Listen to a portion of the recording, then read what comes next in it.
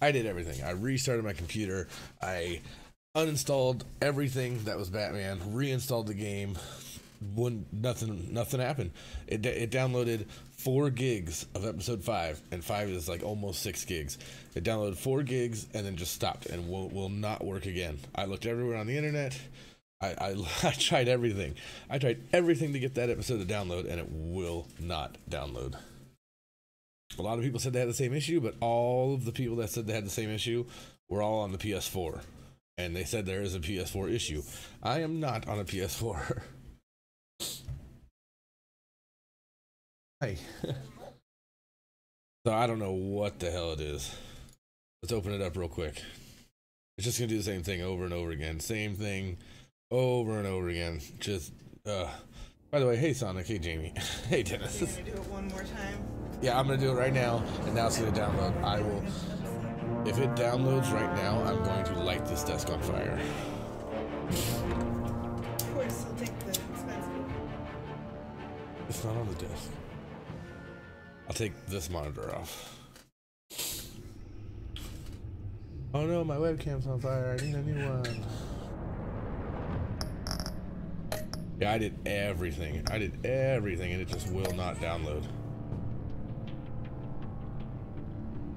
Oh, so frustrating.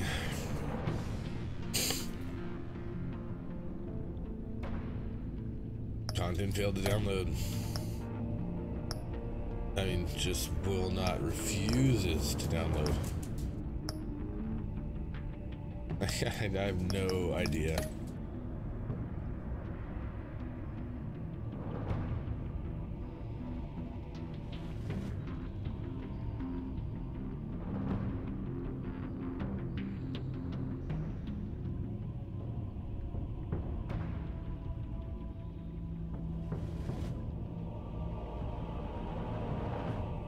Come on, just failed to download again.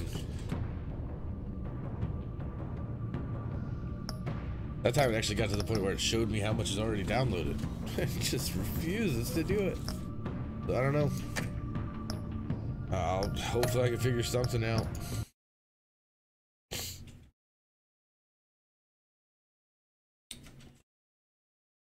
We're gonna try and see at these in the meantime, because I can't think of anything else. What's behind my head? Or that might be just something on my monitor. I doubt there's anyone online right now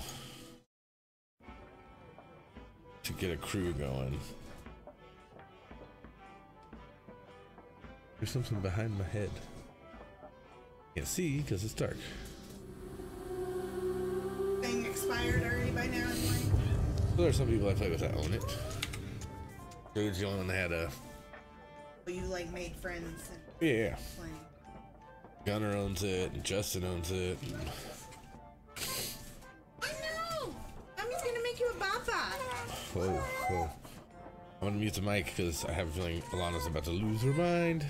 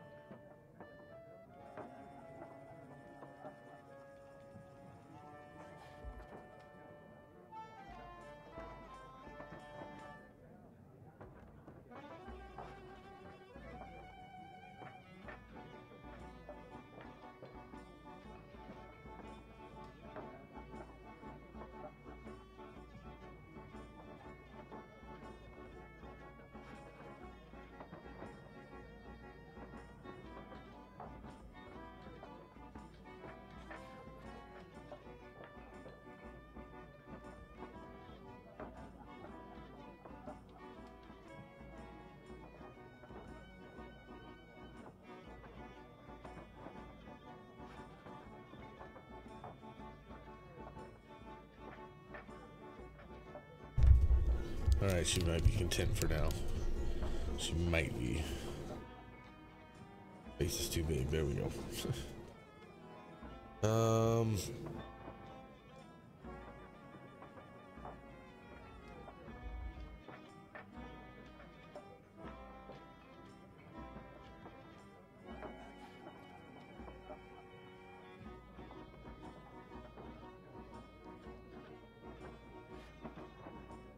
Grr. I'm not in the mood to play this either. Not solo.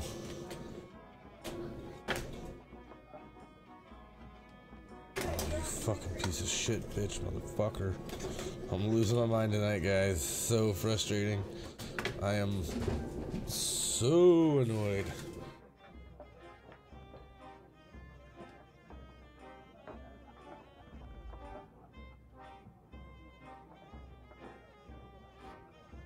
Yeah.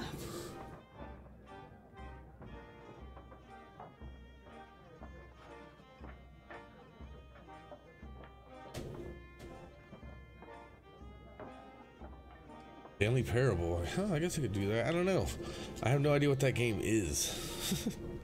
Like, I don't know if it's gonna be good or I don't know what it is.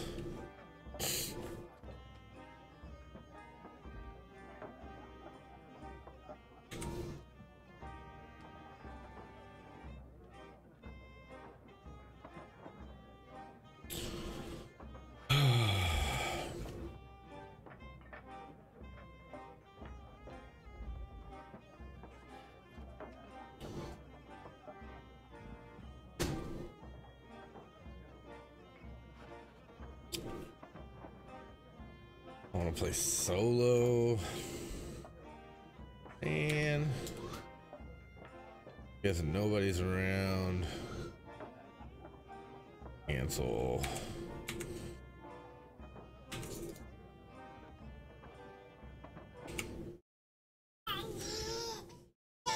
Oh no, of course.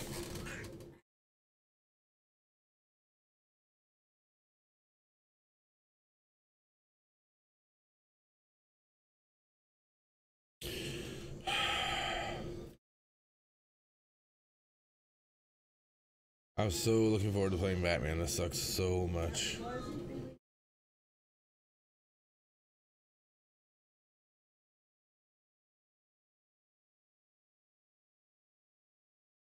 Oh no.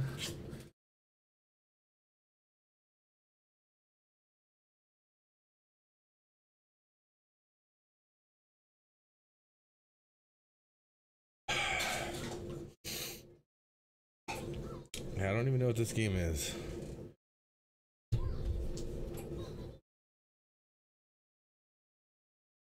What the hell was that? Changed my resolution.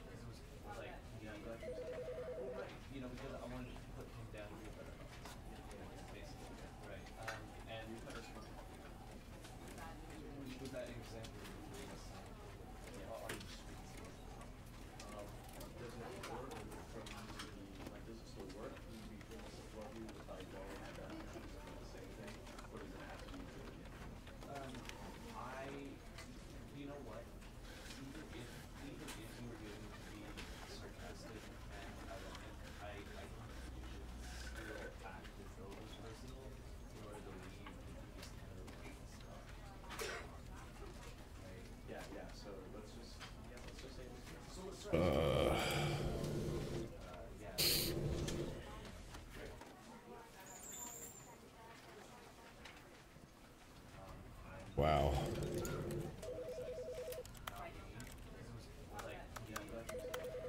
What? It doesn't even go. Are you kidding me? It doesn't even go 1080 by. Wow. Stupid. Stupid. Stupid. Stupid. Losing my mind.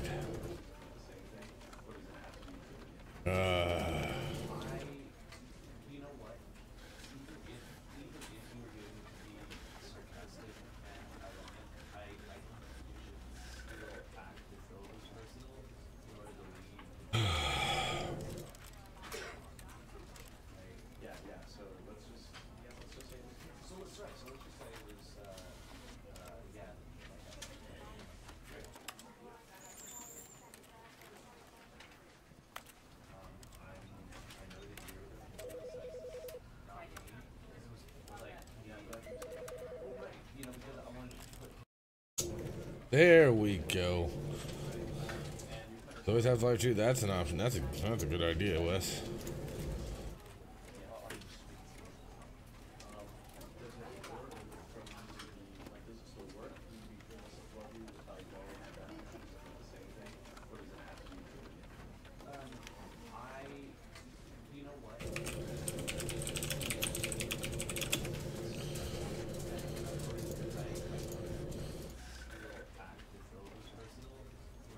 Long game and really fun.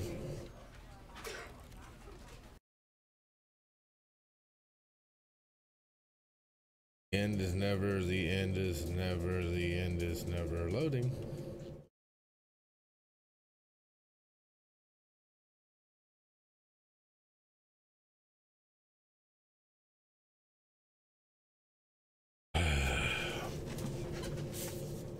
So I don't know what this game is.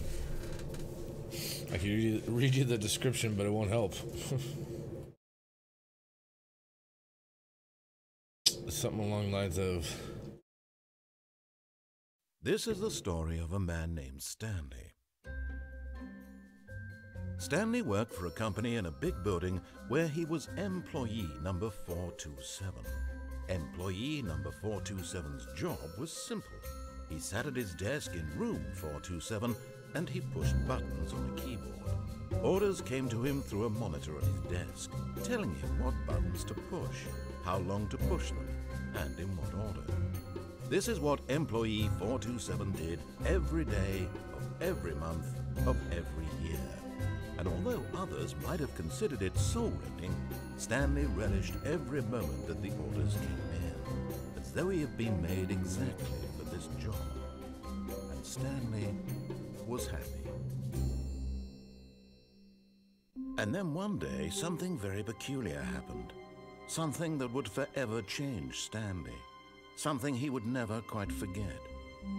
He had been at his desk for nearly an hour when he realized that not one single order had arrived on the monitor for him to follow.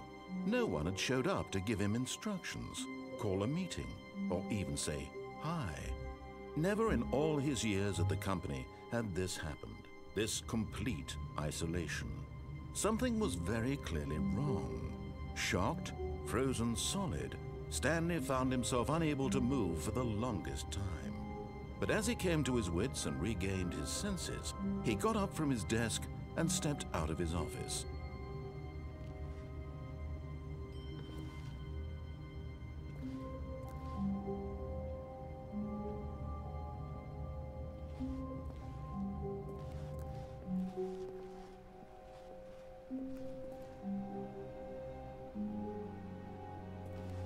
All of his co-workers were gone. What could it mean? Stanley decided to go to the meeting room. Perhaps he had simply missed a memo. Okay.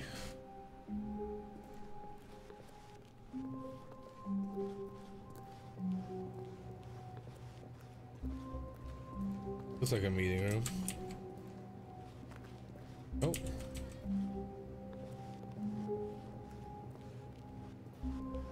TV.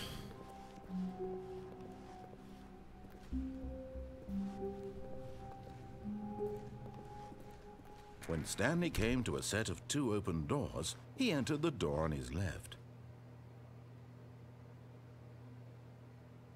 What if I don't enter the door on my left?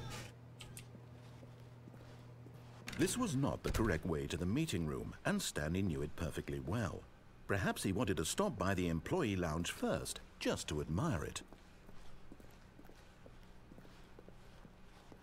Ah, yes, truly a room worth admiring. It had really been worth the detour after all, just to spend a few moments here in this immaculate, beautifully constructed room. What's up, Stanley Hammer? simply stood here, drinking it all in.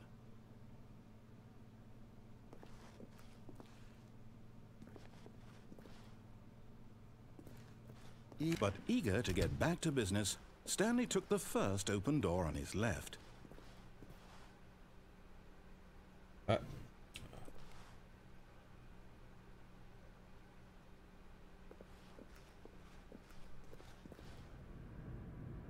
Stanley was so bad at following directions, it's incredible he wasn't fired years ago.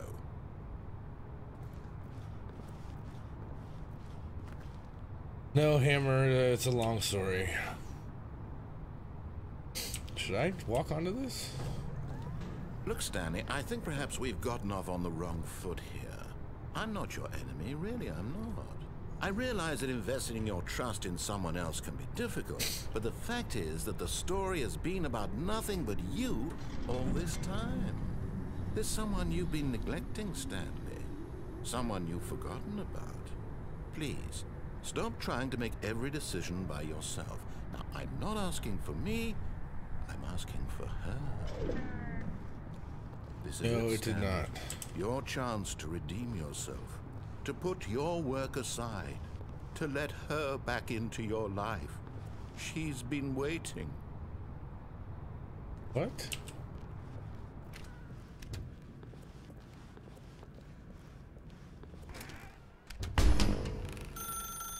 That's her, Stanley. You need to be the one to do this, to reach out to her. If you can truly place your faith in another, then pick up the phone. Oh.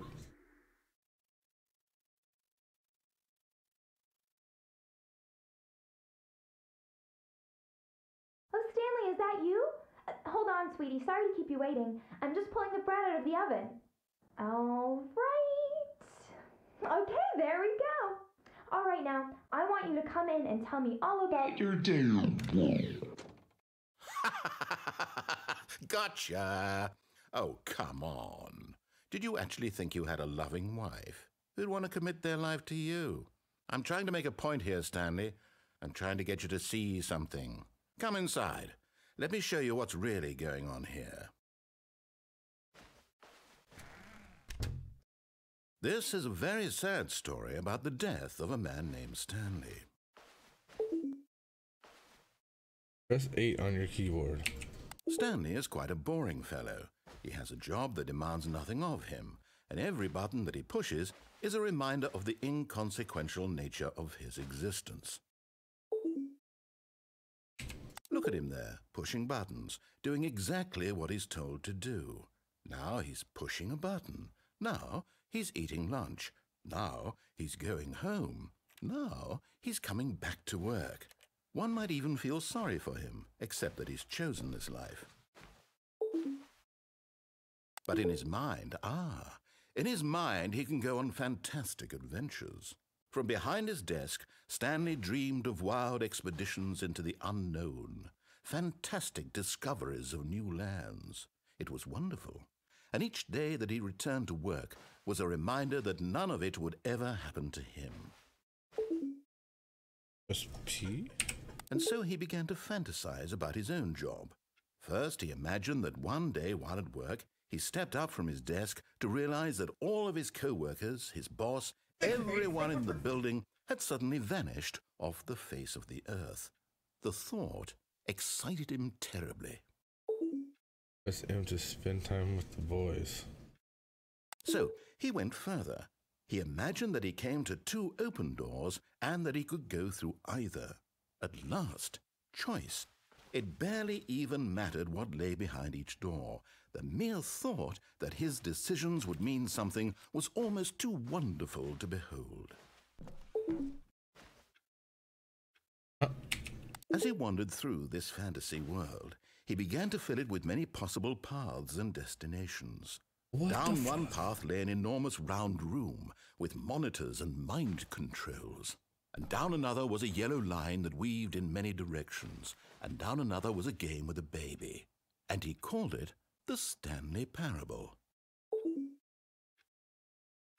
It was such a wonderful fantasy, and so in his head he relived it again, and then again, and again, over and over, wishing beyond hope that it would never end, that he might always feel this free. Surely there's an answer down some new path, mustn't there be? Perhaps if he played just one more time. It's called the Stanley Parable. But there is no answer. How could there possibly be? In reality, all he's doing is pushing the same buttons he always has. Nothing has changed. The longer he spends here, the more invested he gets, the more he forgets which life is the real one. And I'm trying to tell him this, that in this world he can never be anything but an observer, that as long as he remains here, he's slowly killing himself. But he won't listen to me. He won't stop. Here, watch this. Stanley, the next time the screen asks you to push a button, do not do it.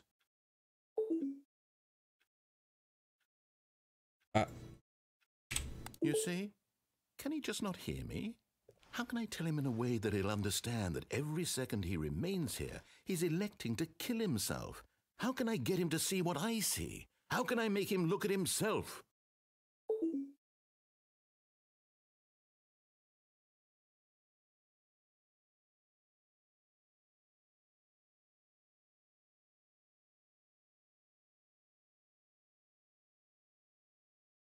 Ain't pressing nothing. Press Q.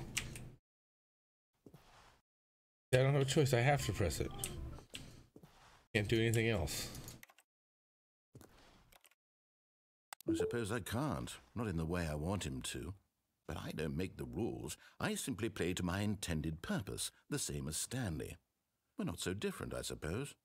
I'll try once more to convey all this to him. I'm compelled to. I must. Perhaps, well, maybe this time he'll see. Maybe this time. And I tried again, and Stanley pushed a button. And I tried again, and Stanley pushed a button. And I tried.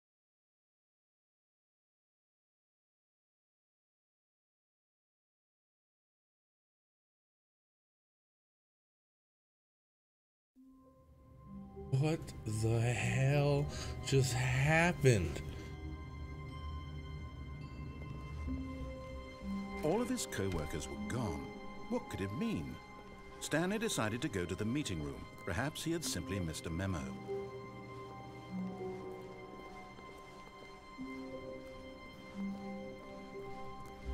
When Stanley came to a set of 2 open doors, he entered the door on his left. Doing it.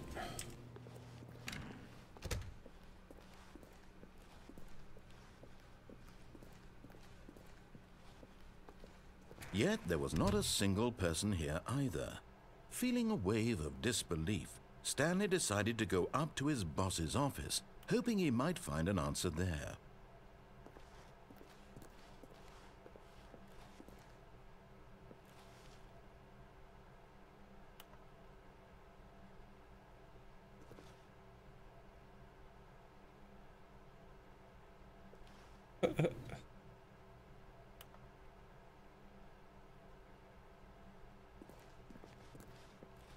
I already did that, Hammer.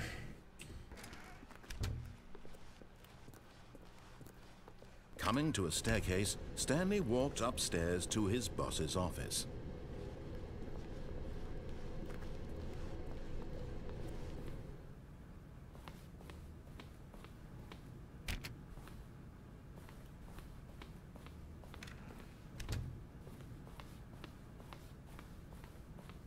Stepping into his manager's office, Stanley was once again stunned to discover not an indication of any human life. Shocked, unraveled, Stanley wondered in disbelief who orchestrated this, what dark secret was being held from him. What he could not have known was that the keypad behind the boss's desk guarded the terrible truth that his boss had been keeping from him. And so the boss had assigned it an extra secret PIN number, 2845. But of course, Stanley couldn't possibly have known this.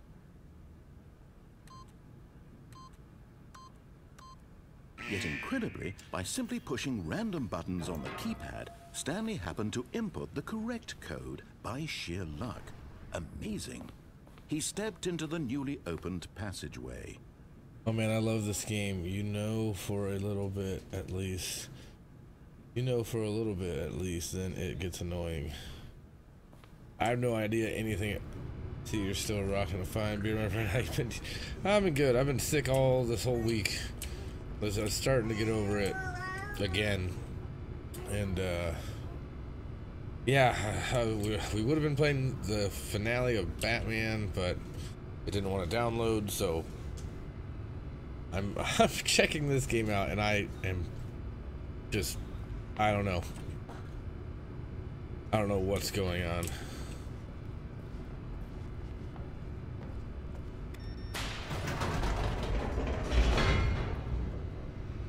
Very weird.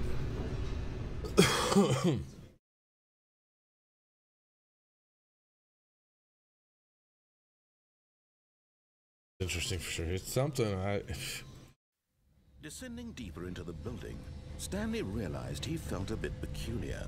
It was a stirring of emotion in his chest, as though he felt more free to think for himself, to question the nature of his job. Why did he feel this now, when for years it had never occurred to him? This question would not go unanswered for long.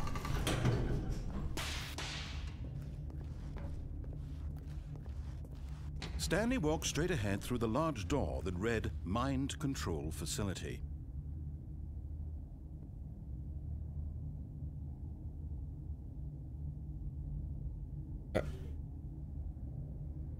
but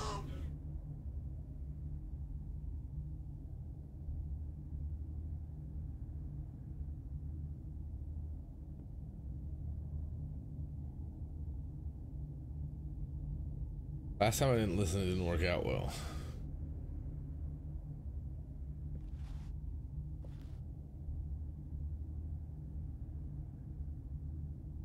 What do I do?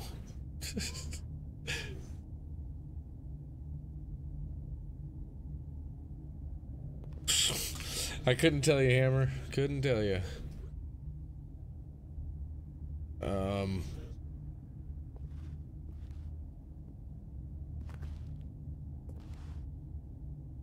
I disobeyed him once. I disobeyed him once, and I disobeyed him twice.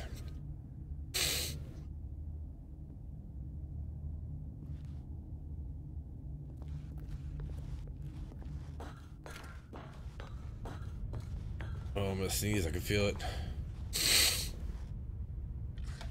The lights rose on an enormous room packed with television screens. What horrible secret did this place hold? Stanley thought to himself. Did he have the strength to find out?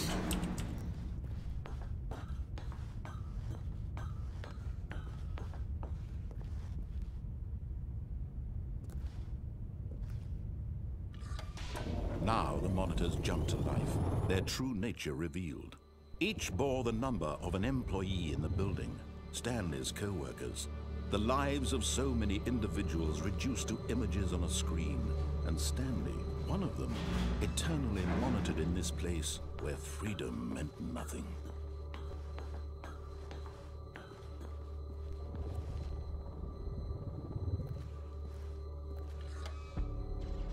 This mind control facility, it was too horrible to believe. It couldn't be true. Had Stanley really been under someone's control all this time? Was this the only reason he was happy with his boring job? That his emotions had been manipulated to accept it blindly?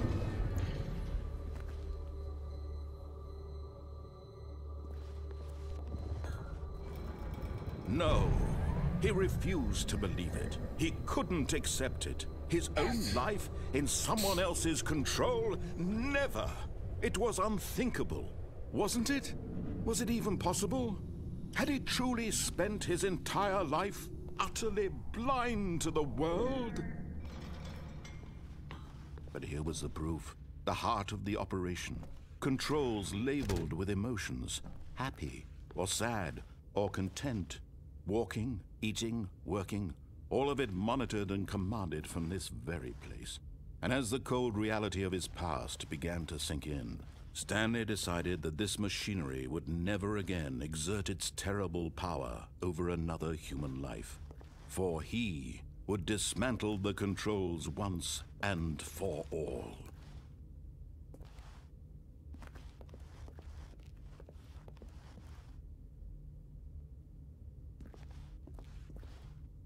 Can't press that button, so. That. Oh. Do I like press these in order or something? 3, 4. Oh, there's one.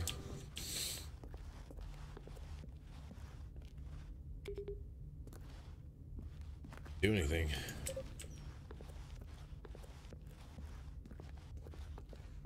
Where'd 3 go? 3's up there. No, it's 4.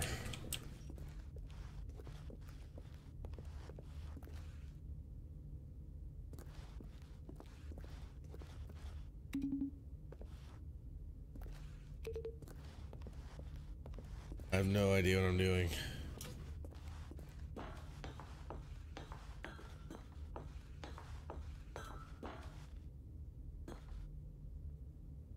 In the corner. I've always had that there, but I just recently started streaming on Twitch also.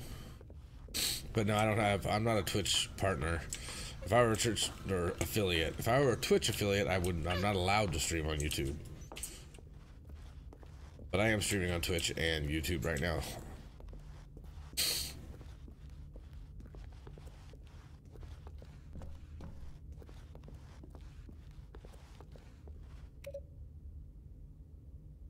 Alright, nothing happened.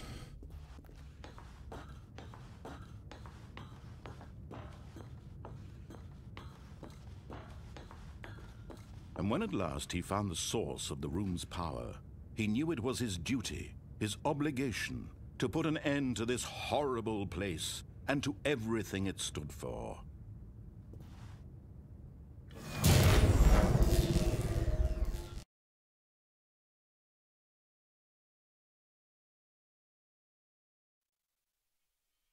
Yeah, I mean, at the end of the game, Blackness and a rising chill of uncertainty. Was it over? Yes! He had won! He had defeated the machine, unshackled himself from someone else's command. Freedom was mere moments away. And yet, even as the immense door slowly opened, Stanley reflected on how many puzzles still lay unsolved. Where had his co-workers gone? How had he been freed from the machine's grasp? What other mysteries did this strange building hold? But as sunlight streamed into the chamber, he realized none of this mattered to him, for it was not knowledge or even power that he had been seeking, but happiness. Perhaps his goal had not been to understand, but to let go. No longer would anyone tell him where to go, what to do, or how to feel. Whatever life he lives, it will be his. And that was all he needed. It was perhaps the only thing worth knowing. Stanley stepped through the open door. I don't really have a choice, do I?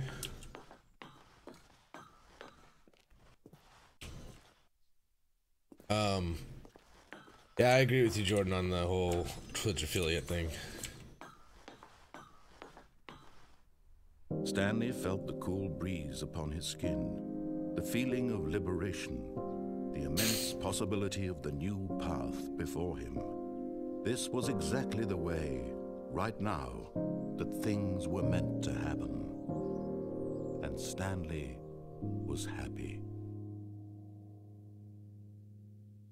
Game? Let's beat the game.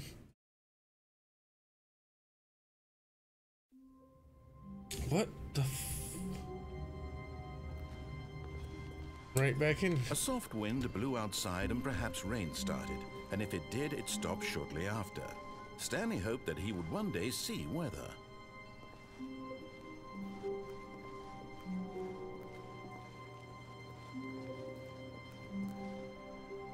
A lot of them. Huh. Alright, Piper. Like the show the game. Dude, I have no idea. Stanley came to a set of 2 open doors. He entered the door on his left. This was not the correct way to the meeting room, and Stanley knew it perfectly well. Perhaps he wanted to stop by the employee lounge first, just to admire it. Wow. Yes, this room. What a beautiful room. What a gorgeous, gorgeous room.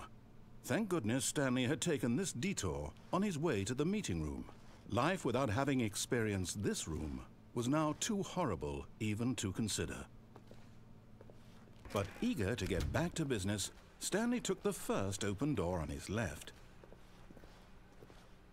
And so he detoured through the maintenance section, walked straight ahead to the opposite door, and got back on track.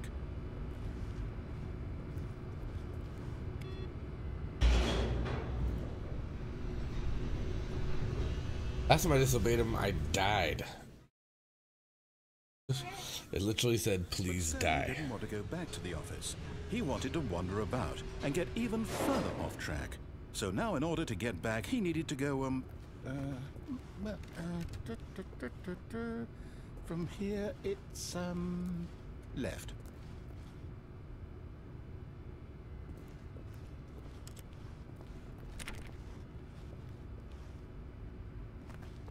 Yeah, that happens. No, it's to the right, my mistake. No, not the right. Why would I have ever said it was to the right? What was I thinking? It's clearly... Oh dear, would you hold on for a minute, please? The fuck? Let's see, we went down right, left, down, left, right. Yep, okay, yes. I've got it now. This story is absolutely, definitely this way.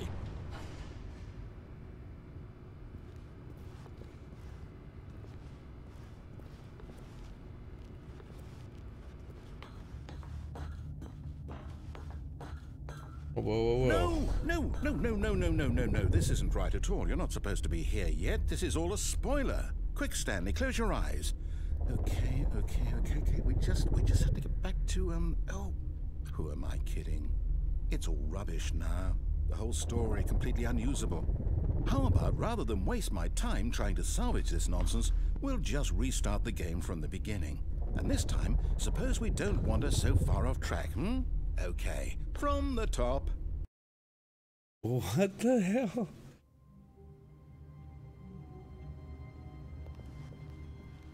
All of his co-workers were gone. What could it mean? Stanley decided to go to the meeting room. Perhaps he had simply missed a memo.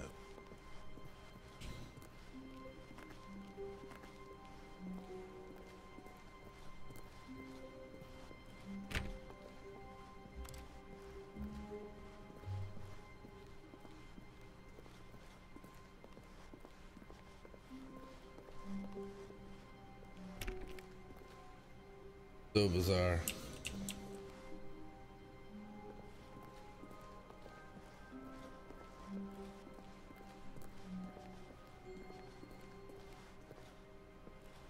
Away.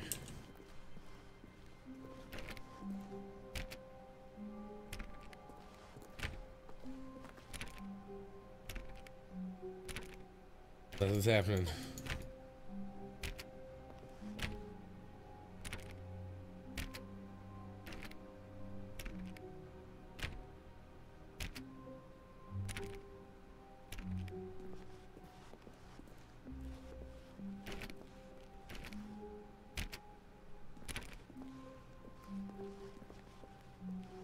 Huh.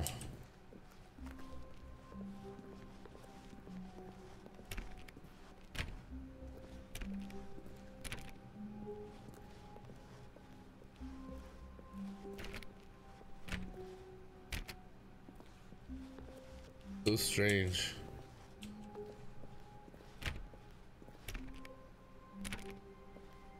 All right, let's just keep trucking.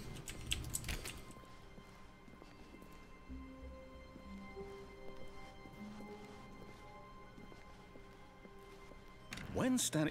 Wait, what? No, I restarted. I swear I definitely restarted the game over, completely fresh. Everything should be... Oh, did something change? Stanley, did you change anything when we were back in that room with all the monitors? Did you move the story somewhere or... Hold on. Why am I asking you? I'm the one who wrote the story. It was right here just a minute ago. I know for sure that it's here somewhere. Okay, then. It's an adventure. Come, Stanley. Let's find the story. Oh, all the doors are open.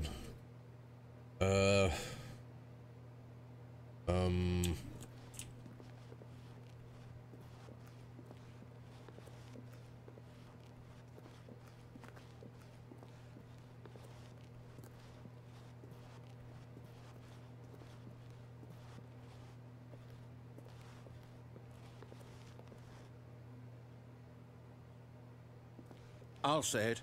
This is the worst adventure I've ever been on. I can promise you there definitely was a story here before.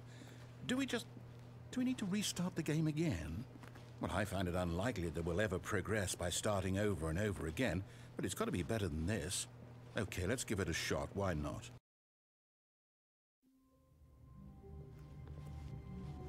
All of his co-workers were gone. What could it mean? Stanley decided to go to the meeting room. Perhaps he had simply missed a memo.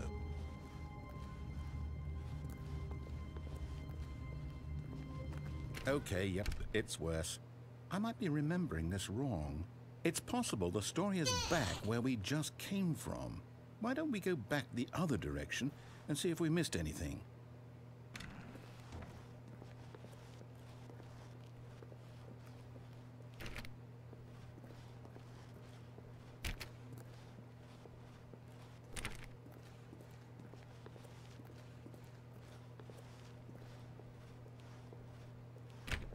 Aha! I knew we'd miss something. The story. Here it comes. No, wait, never mind. Not the story. Okay, let's head back the other way and retrace our steps. What in the world? Now this... Well, I'll be honest, I don't recognize this place at all. Is this the story? I don't think so. I can't quite recall, but I believe my story took place in an office building. Is that correct? Do you remember, Stanley? Well, do you know what? Since I've completely forgotten what we were supposed to be doing, how about I've played this game for... You win! Congratulations! I know you put in a lot of hard work, and it really paid off, so good job. Oh, no, I don't feel right about this at all. We both know you didn't put in any actual work for that win. Yeah, I've never played this at all. Fair and square, and this was not one of those situations. Okay, I'm getting weirded out by whatever this place is. I don't care what might happen this time. I have to restart.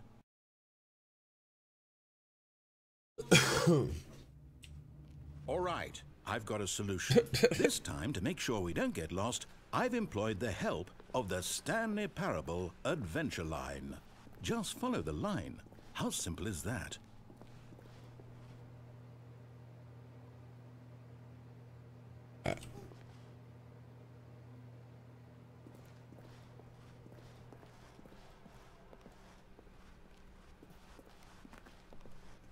No, I'm down. We're leaving it up to the line from now on.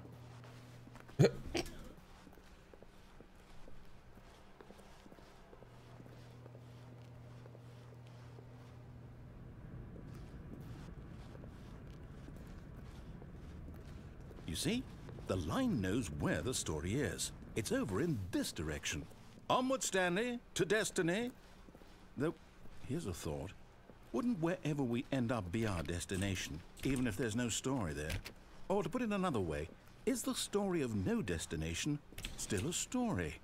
Simply by the act of moving forward, are we implying a journey such that a destination is inevitably conjured into being via the very manifestation of the nature of life itself? Okay, Stanley, I need to follow this train of thought for a minute. Just stick with me. Now, we can both agree that the nature of existence is in fact a byproduct of one's subjective experience of that existence, right? Okay. Now, if my experience of your existence rests inside of your subjective experience of this office, is this office, in fact, the skeleton of my own relative experiential mental subjective construct? Whoa. Hang on. That got a bit weird back there. Well, I'd like to apologize. Not sure where I was going with all that.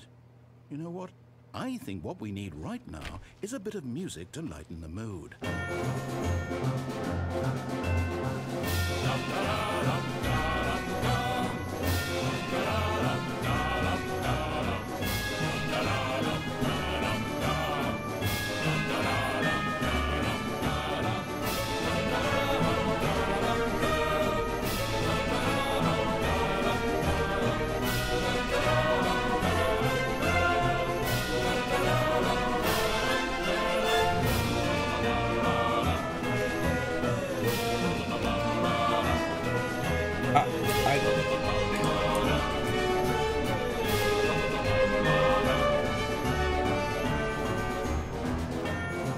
I don't even know what to say.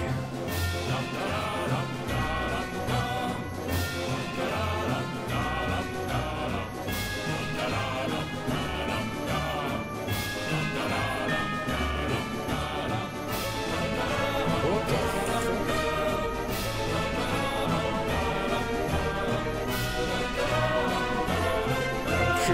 Writing all this? So wait, am I tripping?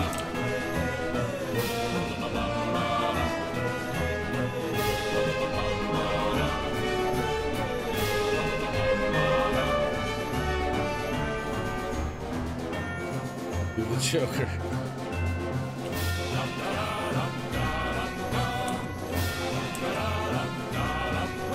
Cut the music, go back and look at that fern. Stanley, this fern will be very important later in the story. Make sure you study it closely and remember it carefully. You won't want to miss anything. Okay. Wait, what? We're back at the office? No. Line, you do know we're looking for the Stanley Parable, right? The story? Is any of this ringing a bell?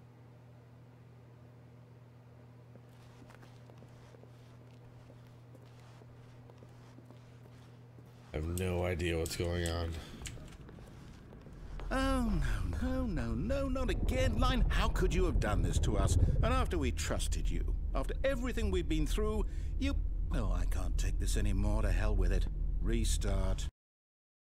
What the hell?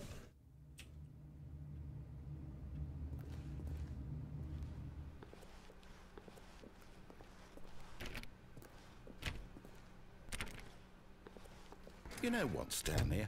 I say forget the adventure line. What's it ever done for us? We're intelligent people, right? Why can't we make up our own story? Something exciting, daring, mysterious. Oh, this all sounds perfectly doable. Why don't we simply start wandering in, well, I don't know. How about this direction? Looks like I don't have a choice. Now, yes, this is exciting. Just me and Stanley forging a new path, a new story. Well, it could be anything. What do you want our story to be? Go wild. Use your imagination. Whatever it might be, Stanley, I'm ready for it. Oh, no, not you again. Stanley, I'd also like to veto the line from having any role in our awesome new story. No lines or monitor rooms. Just don't acknowledge it, and we should be fine.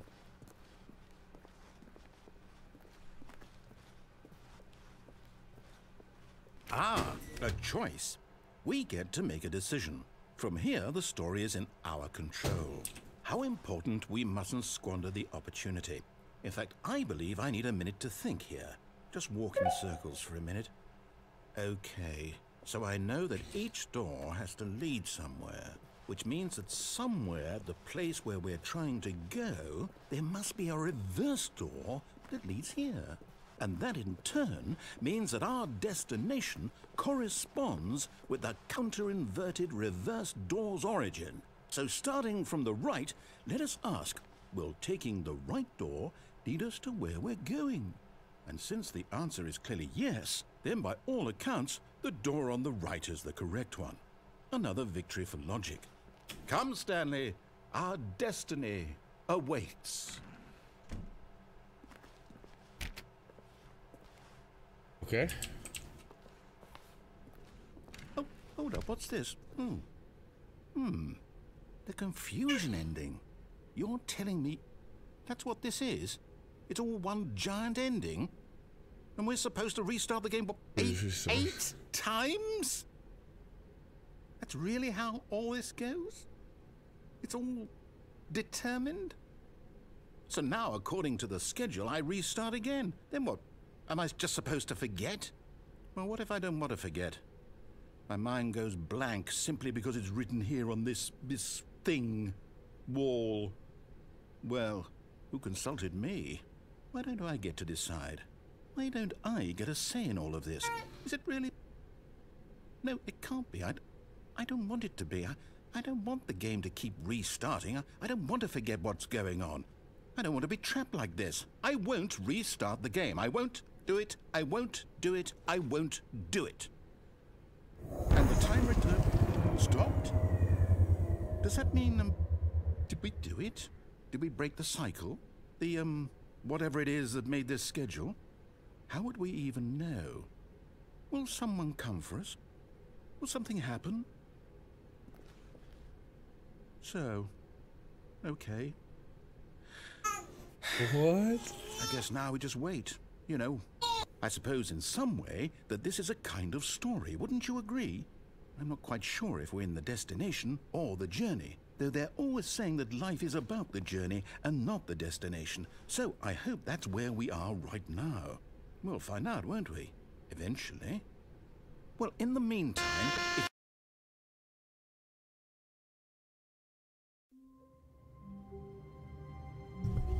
That scared me. That noise made me jump.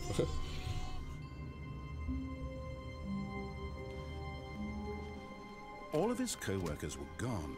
What could it mean? Stanley decided to go to the meeting room. Perhaps he had simply missed a memo. Oh, please. Are you really just doing this for the achievement? Click a door 5 times. Is that all that you think an achievement is worth? No, no, no, no, no. I can't just give these merits away for such little effort. A measly 5 clicks. Now suppose you were to click the door 20 times. I would say that's the kind of effort that warrants recognition. I have to say, I'm still not feeling the satisfaction of witnessing true effort for a noble cause. Perhaps 50 clicks will do it. Yes, almost certainly 50 clicks.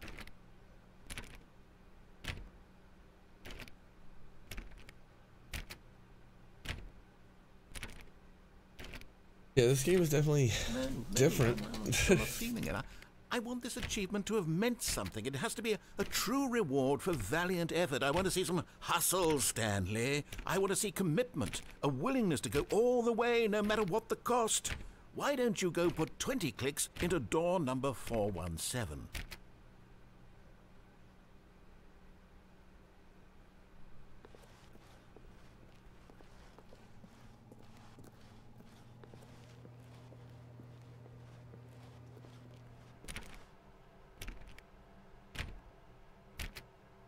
Oh, great. Now, go click a few times on door 437. They said do 20 clicks.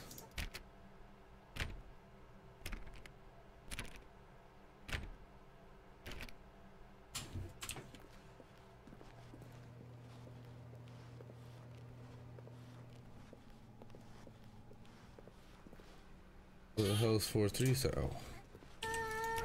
Excellent. I think we're getting somewhere. Now, door 415. Let's give it 10 clicks or so. 415.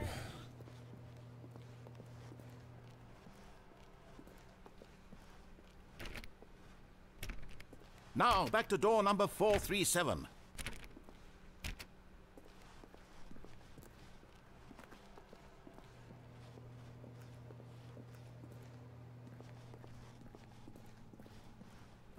Let's see. How about you click on, well, I don't know, the copy machine? All right, back to room 417. I'm really feeling it now. I think we're getting somewhere. Is she just fucking with me? Okay, now go climb on employee 419's desk. 419?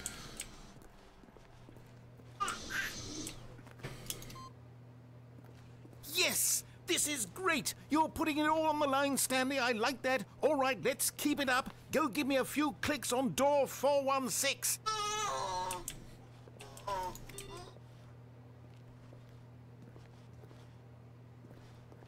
Okay. We've almost got it! Now the copy machine, do that one again! Where is it? What? Isn't the copy machine right here?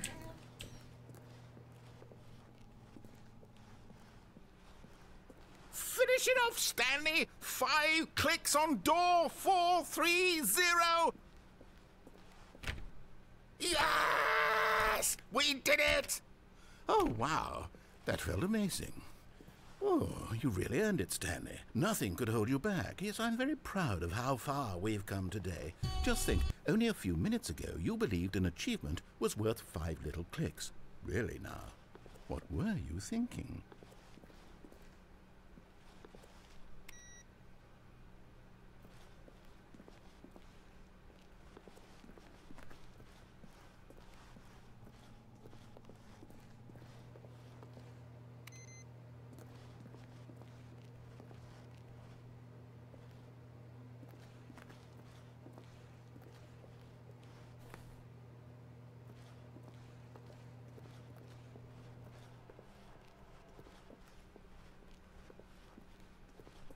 When Stanley came to a set of 2 open doors, he entered the door on his left. This was not the correct way to the meeting room, and Stanley knew it perfectly well. Perhaps he wanted to stop by the employee lounge first, just to admire it. The lounge was sublime, a work of art. But eager to get back to business, Stanley took the first open door on his left. And so he detoured through the maintenance section, walked straight ahead to the opposite door, and got back on track.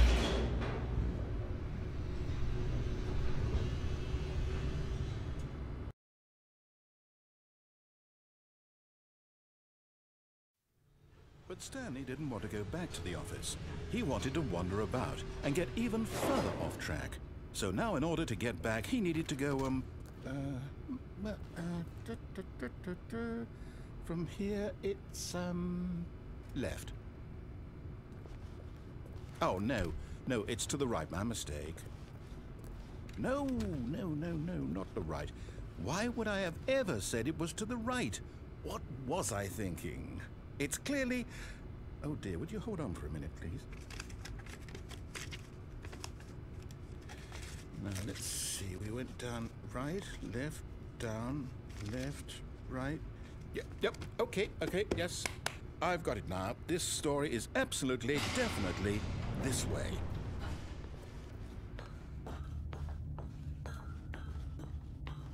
No. This isn't right at all. You're not supposed to be here yet. This is all a spoiler. Quick, Stanley, close your eyes. Okay. We just have to get back to, oh, who am I kidding? It's all rubbish now. The whole story completely unusable. How about, rather than waste my time trying to salvage this nonsense, we'll just restart the game from the beginning. And this time, suppose we don't wander so far off track, Okay, from the top.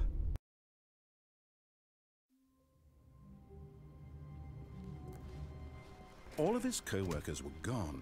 What could it mean?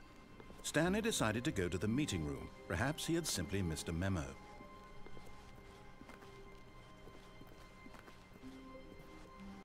When Stanley... Sorry, I'm muted. Wait, what? No, I restarted. I swear, I definitely restarted the game. You can hear why I'm muted. Everything should be... Oh, did something change? Stanley, did you change anything when we were back in that room with all the monitors? Did you move the story somewhere, or... Hold on. Why am I asking you? I'm the one who wrote the story. It was right here just a minute ago. I know for sure that it's here somewhere. Okay, then. It's an adventure. Come, Stanley. Let's find the story.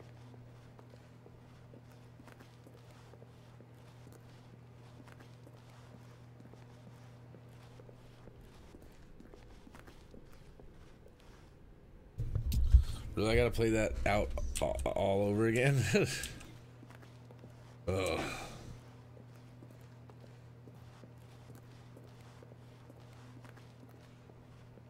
Do.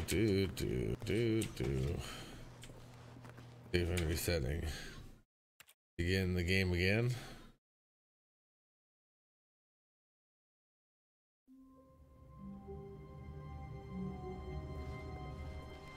Already this was uncomfortable, and Stanley decided that as soon as he found a new space he felt safe in, that he would never leave it again in his life.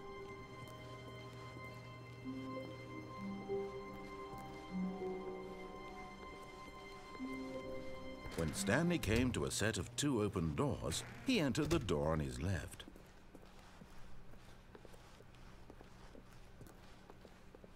Yet there was not a single person here either. Feeling a wave of disbelief, Stanley decided to go up to his boss's office, hoping he might find an answer there. Coming to a staircase, Stanley walked upstairs to his boss's office. But Stanley just couldn't do it. He considered the possibility of facing his boss. Admitting he had left his post during work hours, he might be fired for that. And in such a competitive economy, why had he taken that risk? All because he believed everyone had vanished.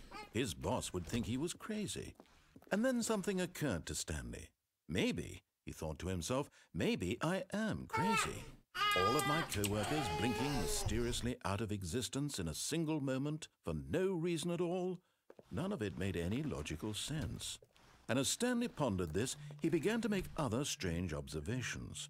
For example, why couldn't he see his feet when he looked down? Why did doors close automatically behind him wherever he went? And for that matter, these rooms were starting to look pretty familiar. Were they simply repeating? No, Stanley said to himself, this is all too strange. This can't be real. And at last, he came to the conclusion that had been on the tip of his tongue. He just hadn't found the words for it. "I'm dreaming!" he yelled. "This is all a dream." Oh, what a relief Stanley felt to have finally found an answer, an explanation. His co-workers weren't actually gone. He wasn't going to lose his job. He wasn't crazy after all. And he thought to himself, I suppose I'll wake up soon. I'll have to go back to my boring real-life job pushing buttons. I may as well enjoy this while I'm still lucid. So, he imagined himself flying and began to gently float above the ground. Then he imagined himself soaring through space on a magical starfield, and it too appeared. It was so much fun, and Stanley marveled that he had still not woken up. How was he remaining so lucid? And then perhaps the strangest question of them all entered Stanley's head. What the One fuck? he was amazed he hadn't asked himself sooner. Why is there a voice in my head dictating everything that I'm doing and thinking? Now the voice was describing itself being considered by Stanley, who found it particularly strange. I'm dreaming about a voice describing me, thinking about how it's describing my thoughts, he thought. And while he thought it all very odd and wondered if this voice spoke to all people in their dreams, the truth was that, of course, this was not a dream. How could it be? Was Stanley simply deceiving himself, believing that if he's asleep, he doesn't have to take responsibility for himself? Stanley is as awake right now as he's ever been in his life. Now, hearing the voice speak these words was quite a shock to Stanley. After all, he knew for certain, beyond a doubt, that this was in fact a dream. Did the voice not see him float and make the magical stars just a moment ago? How else would the voice explain all that? This voice was a part of himself too. Surely, if he could just... He would prove it. He would prove that he was in control, that this was a dream. So he closed his eyes gently, and he invited himself to wake up. He felt the cool weight of the blanket on his skin, the press of the mattress on his back, the fresh air of a world outside this one. Let me wake up, he thought to himself.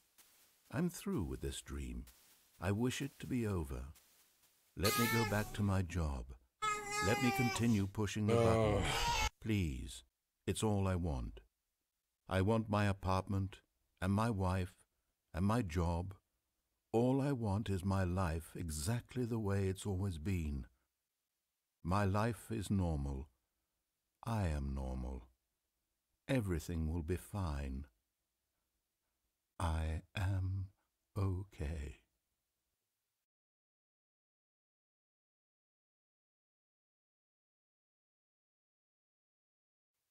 Stanley began screaming.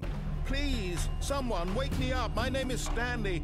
I have a boss. I have an office. I am real. Please, just someone tell me I am real. I must be real. I must be. Can anyone hear my voice? Who am I? Who am I?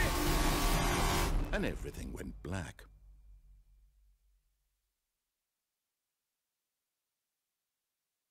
This is the story of a woman named Mariella. Mariella woke up on a day like any other. She arose, got dressed, gathered her belongings, and walked to her place of work. But on this particular day, her walk was interrupted by the body of a man who had stumbled through town talking and screaming to himself, and then collapsed dead on the sidewalk. And although she would soon turn to go call for an ambulance, for just a few brief moments, she considered the strange man. He was obviously crazy. This much she knew. Everyone knows what crazy people look like. And in that moment, she thought to herself how lucky she was to be normal. I am sane. I am in control of my mind. I know what is real and what isn't.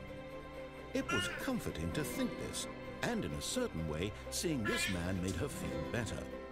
But then she remembered the meeting she had scheduled for that day, the very important people whose impressions of her would affect her career, and by extension, the rest of her life. She had no time for this, so it was only a moment that she stood there, staring down at the body. And then she turned and ran.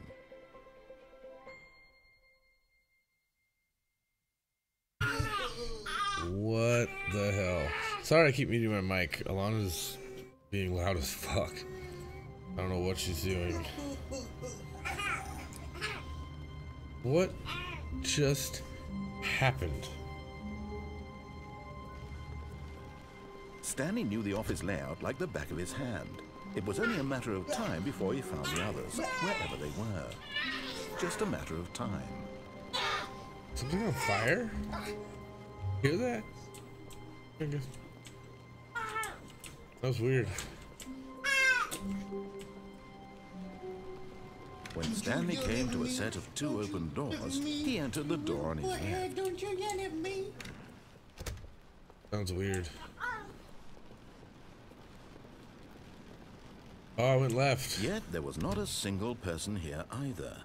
Feeling a wave of disbelief, Stanley decided to go up to his boss's office. Hoping he'd coming to a staircase, Stanley walked upstairs to his boss's office.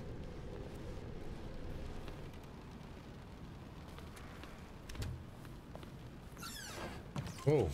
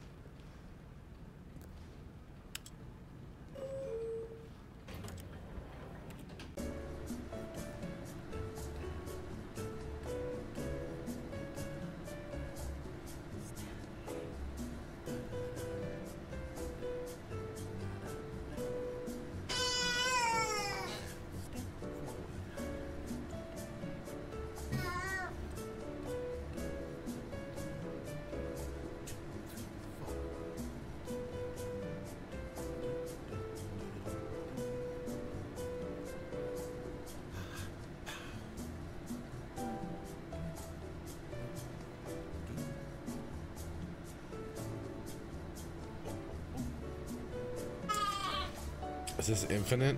Is this never end?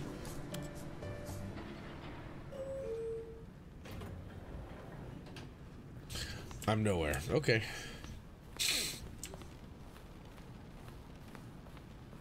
Stepping into his manager's office, Stanley was once again stunned to discover not an indication of any human life. What could it mean? Stanley wondered aloud to nobody.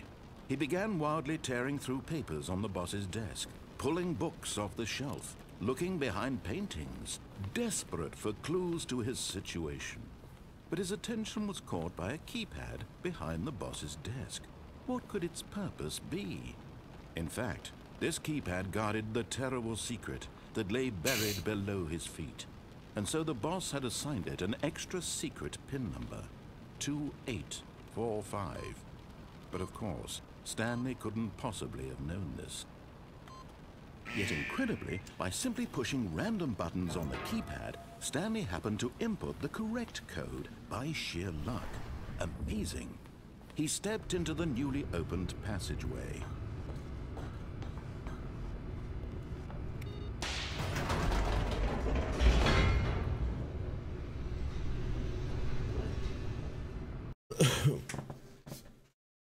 Oh, this chair's killing me. A new one.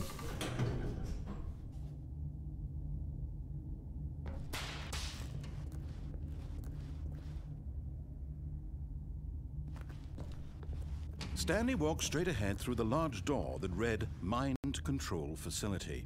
Nope.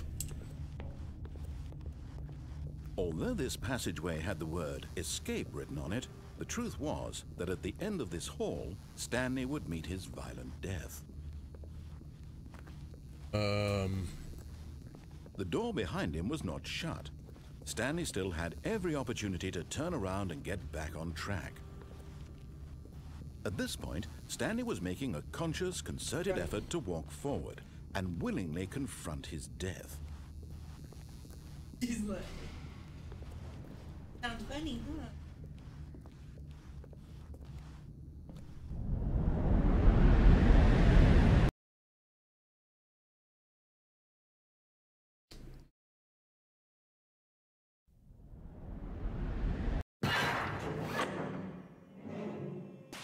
Whoa. As the machine whirred into motion and Stanley was inched closer and closer to his demise, he reflected that his life had been of no consequence whatsoever. Stanley can't see the bigger picture. He doesn't know the real story, trapped forever in his narrow vision of what this world is. Perhaps his death was of no great loss, like plucking the eyeballs from a blind man. So he resigned and willingly accepted this violent end to his brief and shallow life. Farewell, Stanley.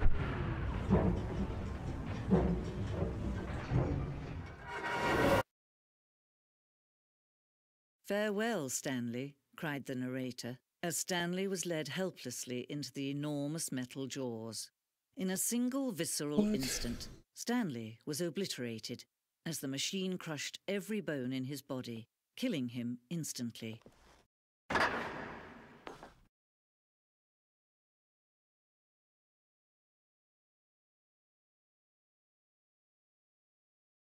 Okay. And yet it would be just a few minutes before Stanley would restart the game, back in his office, as alive as ever.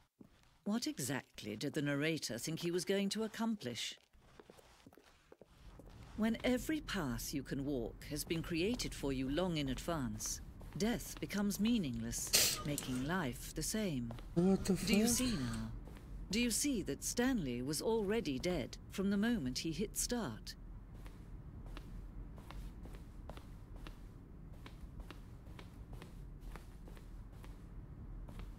Doors. What in the world?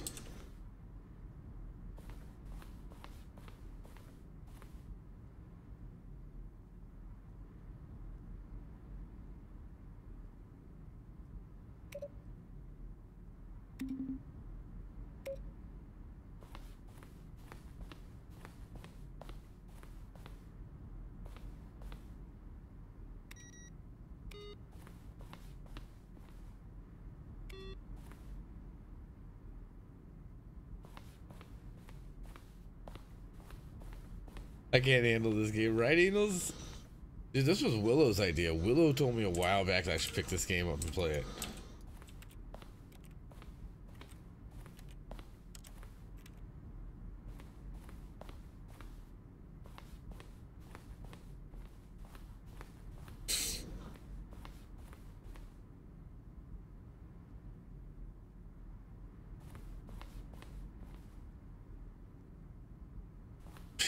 Right?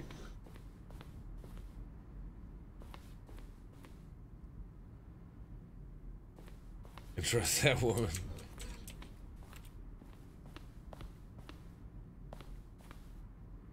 To the other side.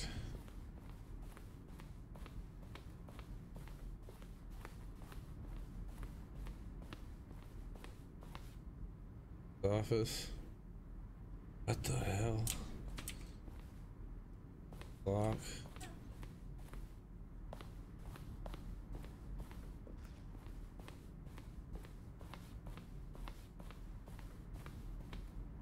The lounge. Ground.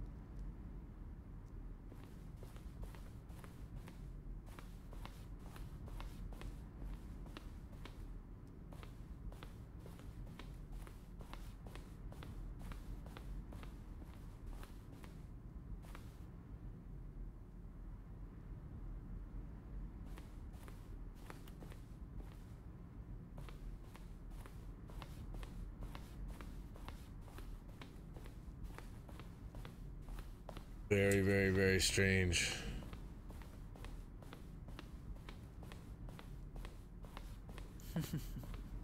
Oh, look at these two. How they wish to destroy one another. How they wish to control one another. How they both wish to be free.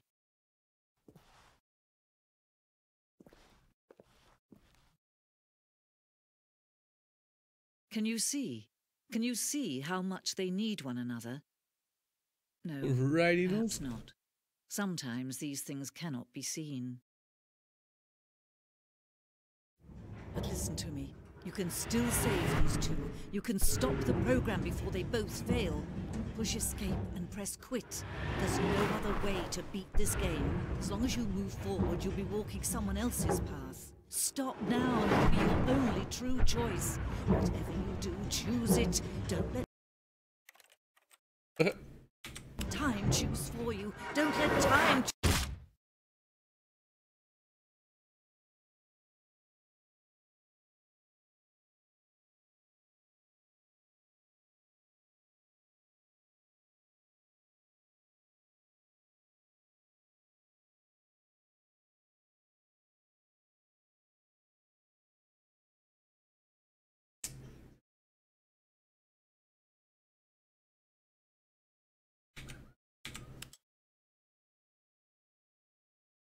So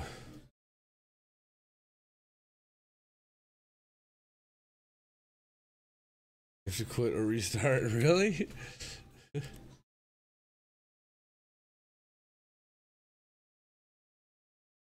What the fuck?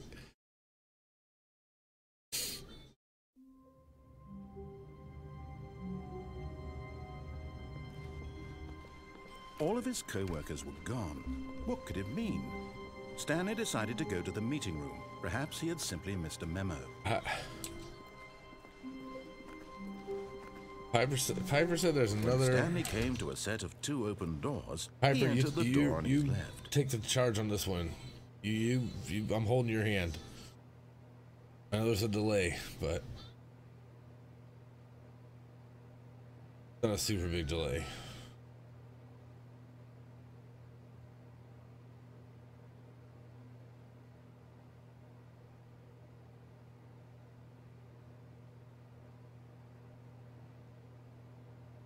Go right.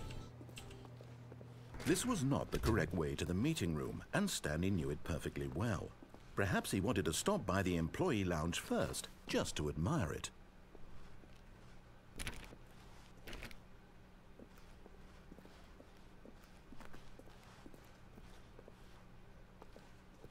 Standing now in this incredible room, Stanley for the first time understood true happiness. Then the feeling went away, and he felt sad again. Then it came back, and lingered for a minute or two. Now it's only half there. Just a kind of, tingle.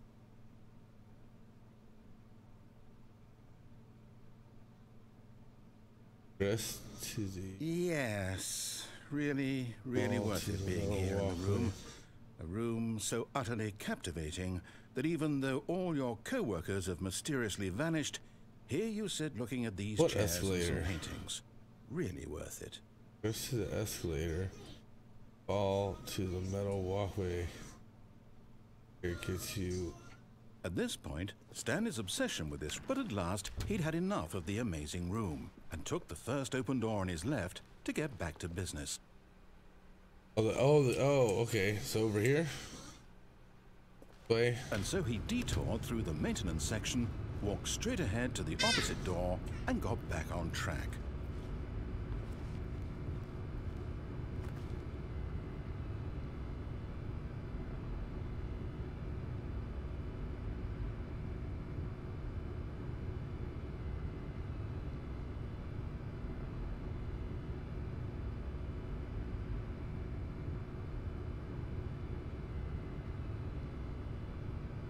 Keep disobeying him.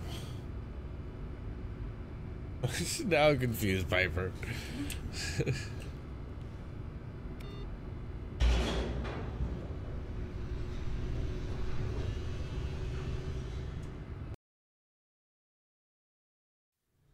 But Stanley didn't want to go back to the office. He wanted to wander about and get even further off track. Restart.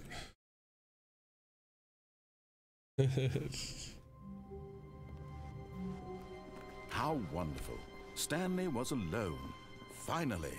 This is great, he thought to himself. This is what I've wanted all along. I got what I wanted. When Stanley came to a set of 2 open doors, he entered the door on his left.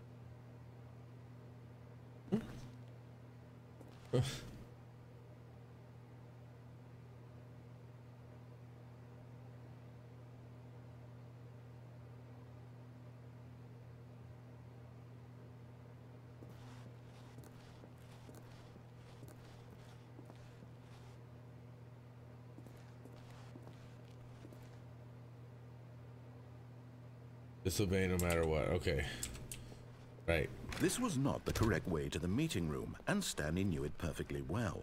Perhaps he wanted to stop by the employee lounge first, just to admire it. See, I can't disobey this. No way for me to disobey this one.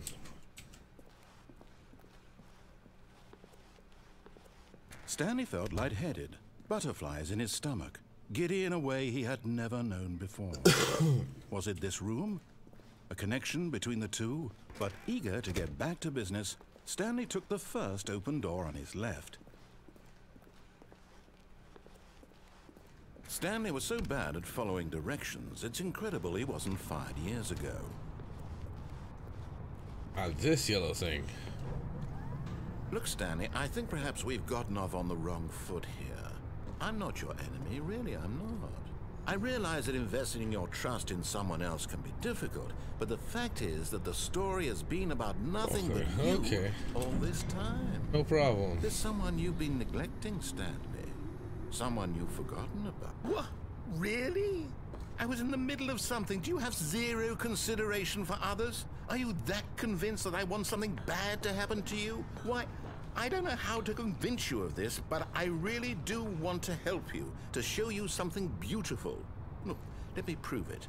Let me prove that I'm on your side. Give me a chance.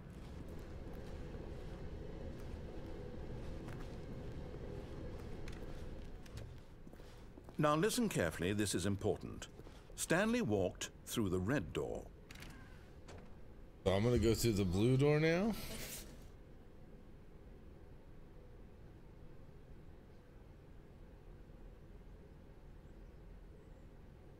By the way, if you hadn't have said this, I would have never walked off that platform. Right, okay. Aha, perhaps you misunderstood. Stanley walked through the red door. I still don't think we're communicating properly. Stanley walked through the red door. All right, fine, go ahead, Stanley. You want to know so badly what's out there? You want to find out what lies at the end of this road you've chosen? Well, don't let me stop you. You see? There's nothing here. I haven't even finished building this section of the map, because you were never supposed to be here in the first place. Broken rooms, exposed developer textures. Is this what you had wanted? Was it worth ruining the entire story I had written out specifically for you? Do you not think I put a lot of time into that? Because I did. And in the end, it was all for nothing, because this is what you wanted to see. Help me here, Stanley. Help elucidate these strange and unknowable desires of yours. What would have made this game better?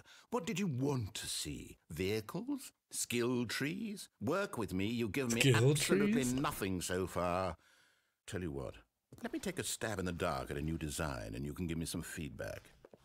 There we go. A third option. This already feels leaps ahead of where we were before. Go ahead, Stanley. Take it for a spin.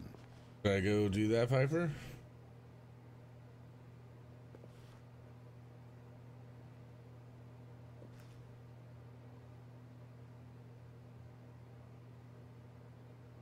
Yeah, all right.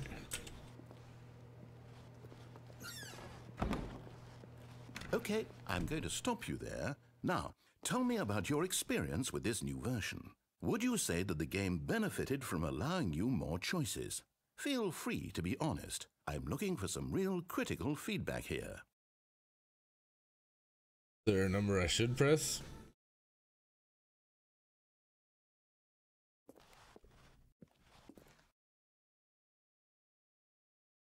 Floor now? Lord.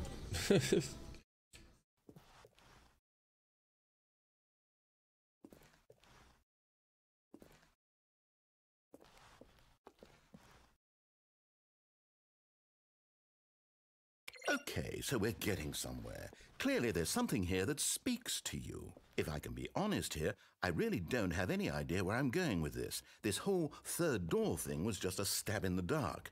But I guess you're into it, so let's keep this party train rolling. Here, based on the data from your previous playthrough, I've compiled a new version. And to be perfectly candid, I think I've knocked it out of the park with this one. Let's take a look.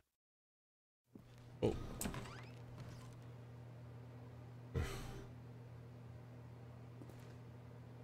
Oh, leaderboard, I get it. Old Neo.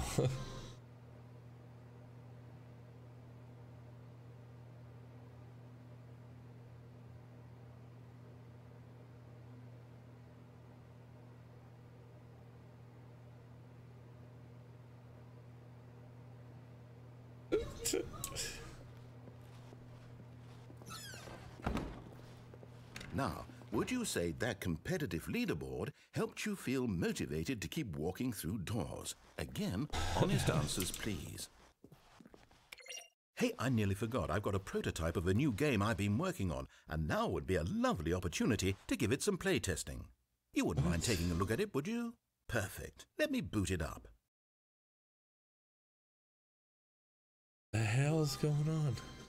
What the fuck? The baby crawls left towards danger.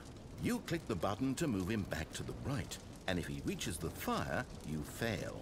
It's a very meaningful game, all about the desperation and tedium of endlessly confronting the demands of family life.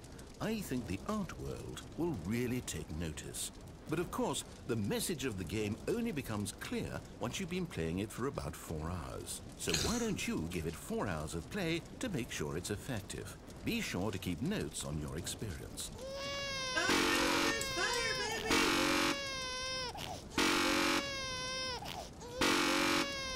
Don't you burn this baby? No, I'm supposed to make sure it doesn't. But he told me to do it for 4 hours. I'm gonna let the baby burn here in a second.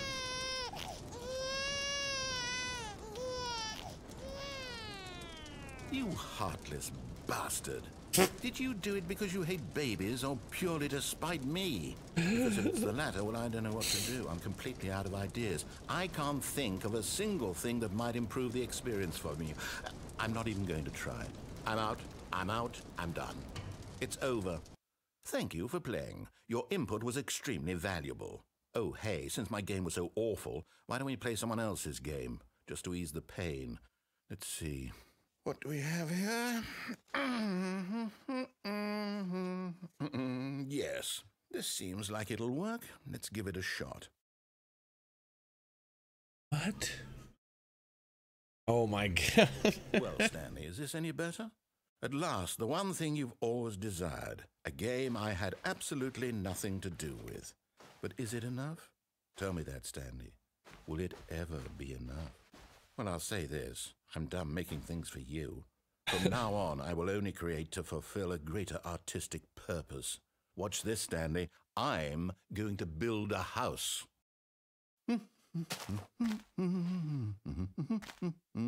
This will go here. No, here. And then... I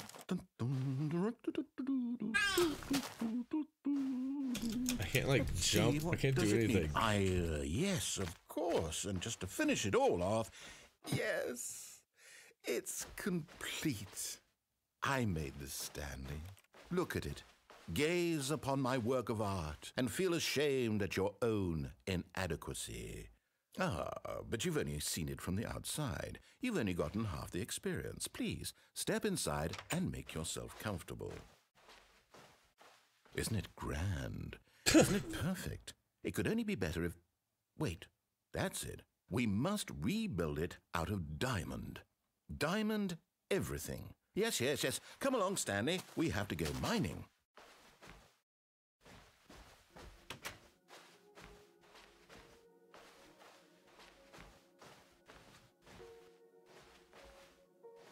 Oh This my. is It looks like insane. it's going to get a bit dark. Have you brought a light?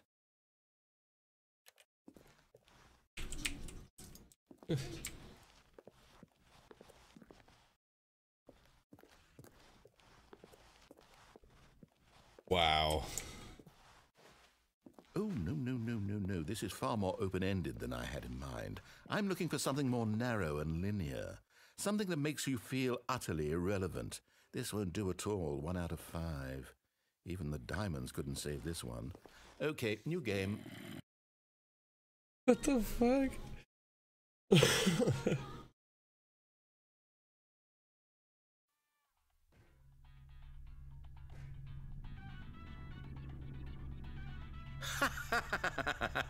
Yes! I don't even know what this game is, but I love it. You, trapped in a glass box with no way out, listening to me talk. Oh, it's inspired. I couldn't have done it any better myself. What is this game even supposed to be? I can't figure it out. Okay, now I'm curious. Let's go find out what the hell this is. Oh, is this Portal? It is. That's funny. What is the deal? Oh, it's a puzzle. Critical thinking, Stanley. Your forte.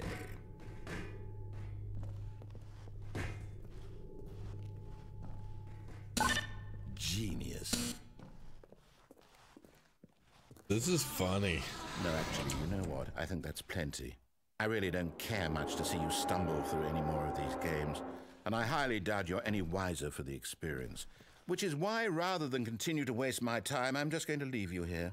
You can pretend you've beaten the game if it makes it any richer for you, but as for me, I've had enough. So, why don't you get cozy in this room, and if you have any grand revolutionary ideas for the perfect video game, you can just sit there and let it ball up inside you for all eternity. I don't need your advice. I don't need your ratings. And I certainly don't need the validation of a man whose job is to push... Yelling at me or you yelling at the keys? What?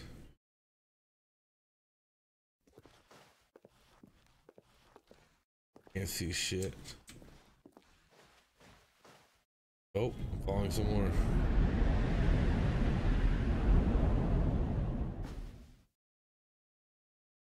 Hell? What is going on? I'm tripping.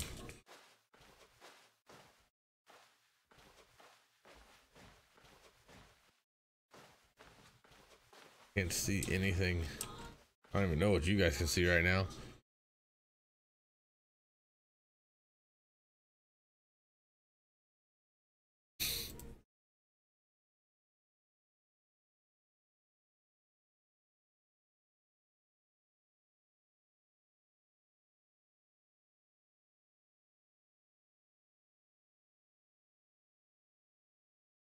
Trying to make it so you guys can see anything. I don't know if that's any better.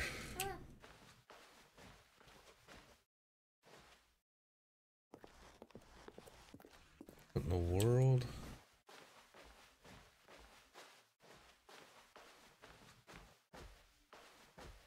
Right.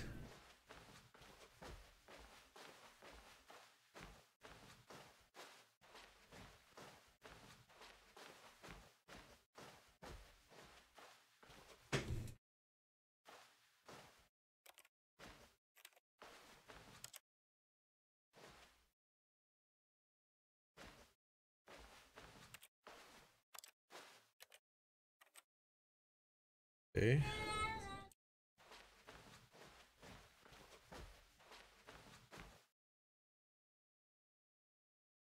I wonder what he found. If what he wanted was to be the leading man in his own story, well, perhaps he's gotten it, down in wherever he is right now. I wonder if he's happy with his choice, and if he's learned the heavy cost that comes with it. He'll understand soon what I was trying to tell him. He needs me. Someone who will wrap everything up at the end to make sense out of the chaos and the fear and the confusion. That's who I am. That is what I mean to this world. Oh, yes. Yes, I'll be back. There's no other way. Once this ends, after it all comes to a close, then I'll be back. The end will be here soon. Very soon. I can wait. What?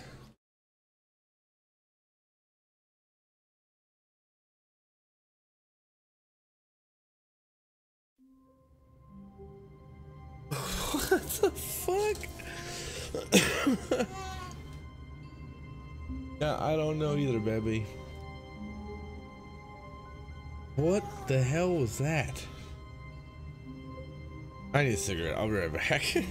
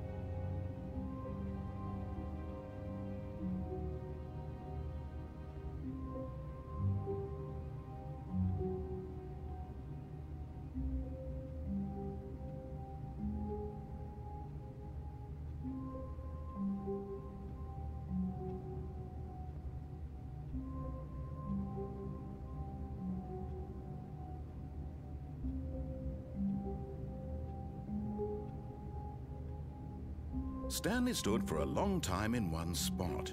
It's part of a game. He likes to see how long he can go without dying. So far, he's doing excellent. And if he just stays right where he is, I'm sure he'll keep up that good momentum. Let's observe the genius at work.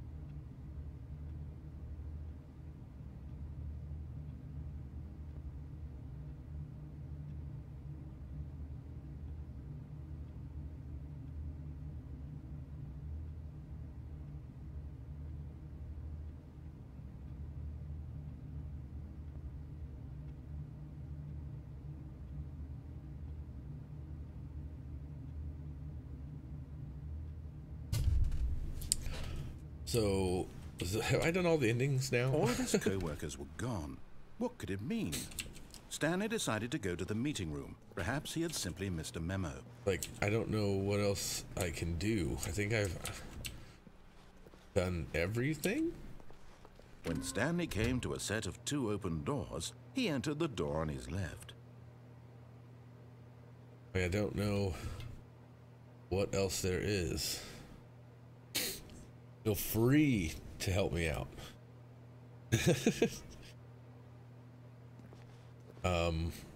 Left. Not even close. There's a lot more. Go to the mind control facility. Left. There's a lot more? Really? Wow. Yet there was not a single person here either. Feeling a wave of disbelief, Stanley decided to go up to his boss's office. Hoping he might find an answer. Coming to a staircase, Stanley walked upstairs to his boss's office.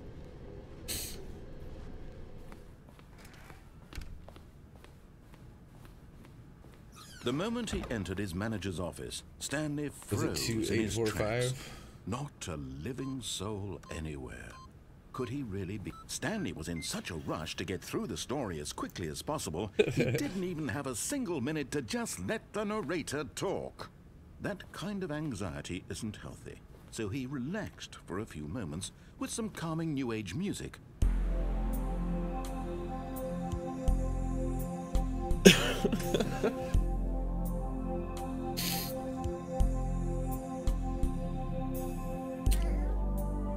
Feeling soothed and rejuvenated, Stanley calmly walked forward into the opened passageway.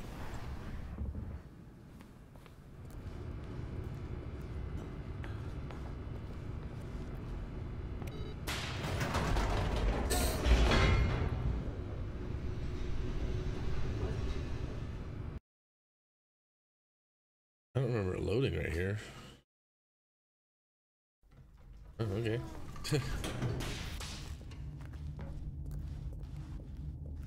Stanley walked straight ahead through the large door that read Mind Control Facility.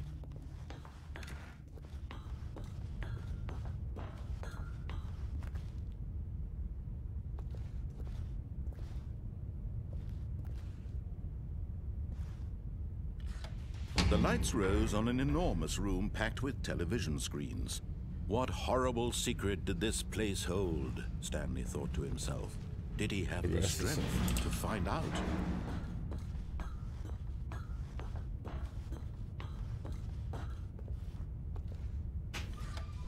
Now the monitors jumped to life, their true nature revealed. Each bore the number of an employee in the building, Stanley's co-workers.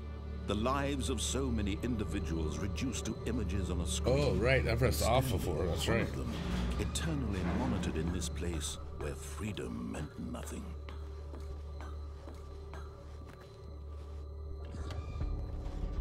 This mind control facility, it was too horrible to believe. It couldn't be true. Had Stanley really been under someone's control all this time? Was this the only reason he was happy with his boring job? That his emotions had been manipulated to accept it blindly? No, he refused to believe it. He couldn't accept it. His own life in someone else's control? Never! It was unthinkable, wasn't it? Was it even possible?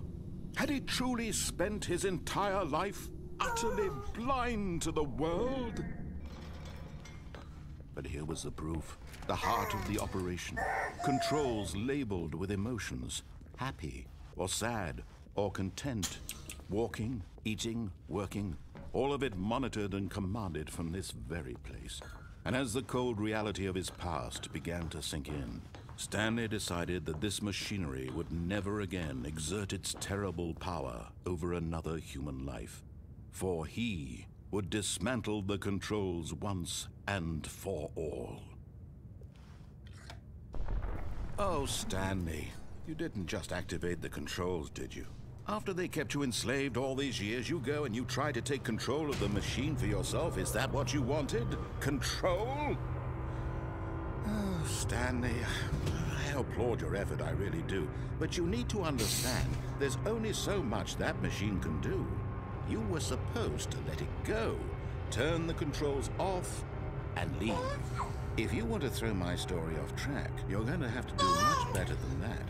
I'm afraid you don't have nearly the power you think you do. For example, and I believe you'll find this pertinent, Stanley suddenly realized he had just initiated the network's emergency detonation system.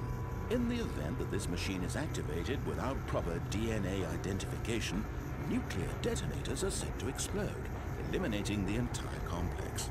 How long until detonation then?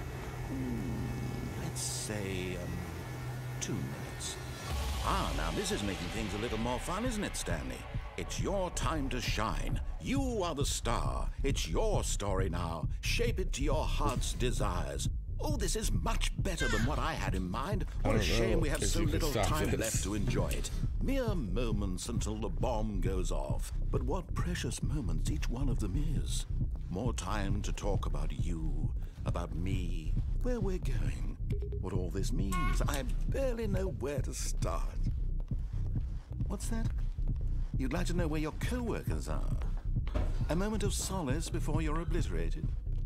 All right, I'm in a good mood. You're gonna die anyway. I'll tell you exactly what happened to them. I erased them. I turned off the machine. I set you free. Of course, that was merely in this instance of the story. Sometimes when I tell it, I simply let you sit there in your office forever, pushing buttons endlessly and then dying alone. Other times, I let the office sink into the ground, swallowing everyone inside, or I let it burn to a crisp. I have to say this, though, this version of events has been rather amusing. Watching you try to make sense of everything and take back the control wrested away from you, it's quite rich. I almost hate to see it go. But I'm sure whatever I come up with on the next go-around will be even better.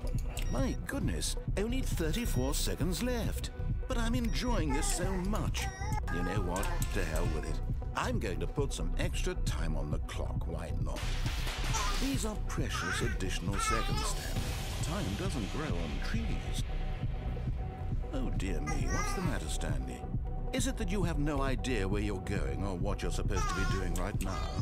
Or did you just assume when you saw that timer that something in this room was capable of turning it off? I mean, look at you. Running from button to button, screen to screen, clicking on every little thing in this room. These numbered buttons, no, these colored ones. Or maybe this big red button, or this door. Everything, anything, something here will save me. Why would you think that, Stan? That this video game can be beaten? Oh my God. Do you have any idea what your purpose in this place is? Stanley. You're in for quite a disappointment. But here's a spoiler for you. That timer isn't a catalyst to keep the action moving along. It's just seconds ticking away to your death. You're only still playing instead of watching a cutscene because I want to watch you for every moment that you're powerless. To see you made humble. This is not a challenge. It's a tragedy. You wanted to control this world, that's fine. But I'm going to destroy it first, so you can't. Take a look at the clock, Stanley. That's 30 seconds you have left to struggle. 30 seconds until a big boom and then nothing. No ending here, just you being blown to pieces. Will you cling desperately to your frail life, or will you let it go peacefully? Another choice. Make it count, or don't. It's all the same to me, all a part of the joke. And believe me, I will be laughing at every second of your inevitable life from the moment we fade in until the moment I say, happily ever up.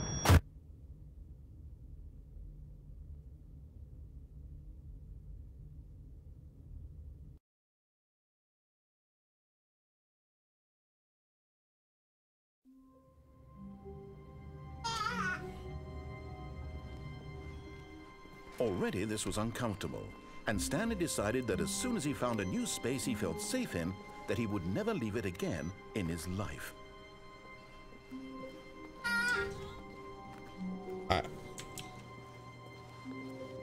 There's more than what I've done already? Like, that blows my mind. When Stanley came to a set of 2 open doors, he entered the door on his left. Like, what else could there possibly be? Oh my god.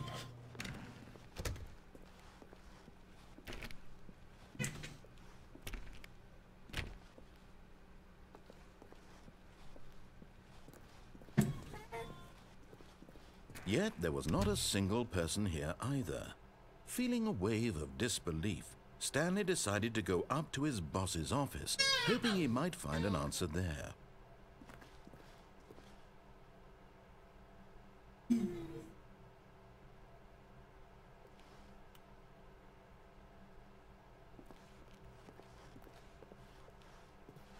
I keep turning left there. Huh. Stanley stepped into the broom closet, but there was nothing here, so he turned around and got back on track.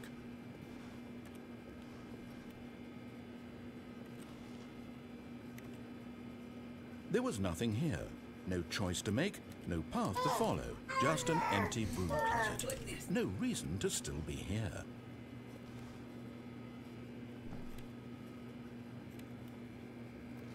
It was baffling that Stanley was still just sitting in the broom closet. He wasn't even doing anything.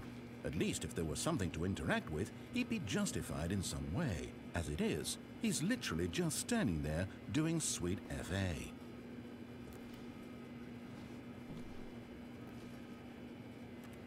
Are you really still in the broom closet? Standing around doing nothing? Why? Please offer me some explanation here. I'm genuinely confused.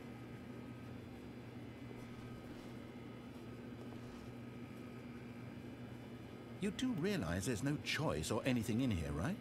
If I'd said Stanley walked past the broom closet, at least you would have had a reason for exploring it to find out. But it didn't even occur to me because literally this closet is of absolutely no significance to the story whatsoever. I never would have thought to mention it.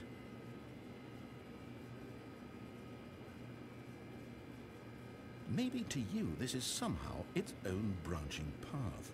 Maybe when you go talk about this with your friends, you'll say, "Oh, did you get the broom closet ending? The broom closet ending was my favorite." I hope your friends find this concerning. Exploring? Stanley was fat and ugly and really, really stupid. He probably only got the job because of a family connection. That's how stupid he is. That or with drug money. Also, Stanley is addicted to drugs and hookers. Yikes. Well, I've come to a very definite conclusion about what's going on right now. You're dead. You got to this broom closet, explored it a bit, and were just about to leave because there's nothing here when a physical malady of some sort shut down your central nervous system and you collapsed on the keyboard. Well, in a situation like this, the responsible thing is to alert someone nearby so as to ensure that your body is taken care of before it begins to decompose. Hello? Anyone who happens to be nearby? The person at this computer is dead. He or she has fallen prey to any number of your countless human physiological vulnerabilities. It's indicative of the long-term sustainability of your species. Please remove their corpse from the area and instruct another human to take their place at the computer, making sure they understand basic first-person video game mechanics and filling them in on the history of narrative tropes in video gaming, so that the irony and insightful commentary of this game is not lost on them. All right, when you've done that, just step out into the hallway.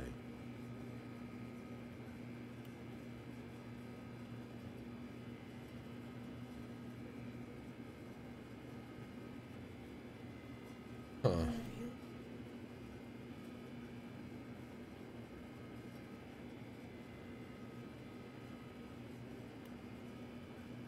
Else?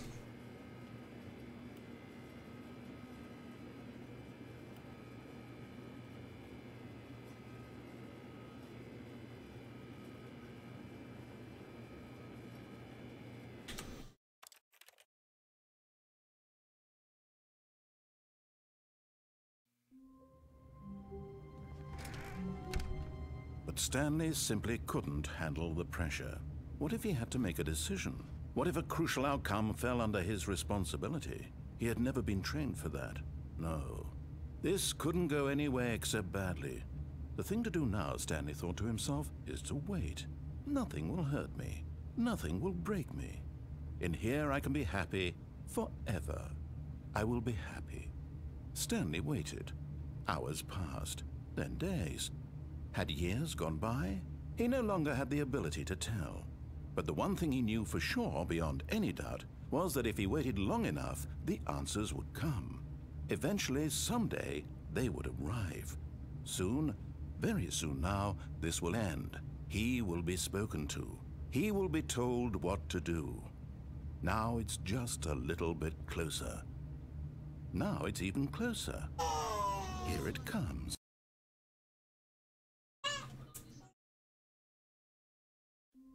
Okay.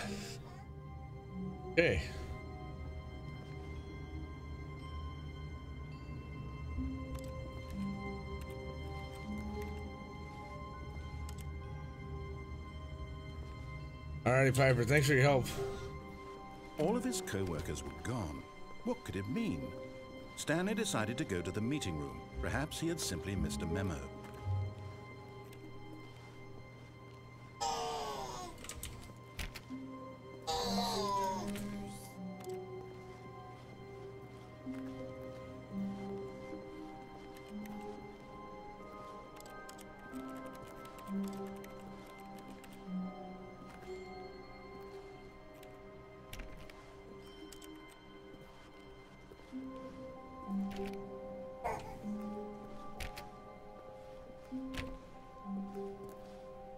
When Stanley came to a set of 2 open doors, he entered the door on his left. Oh my gosh. Alana. You're yelling so much. Oh shit.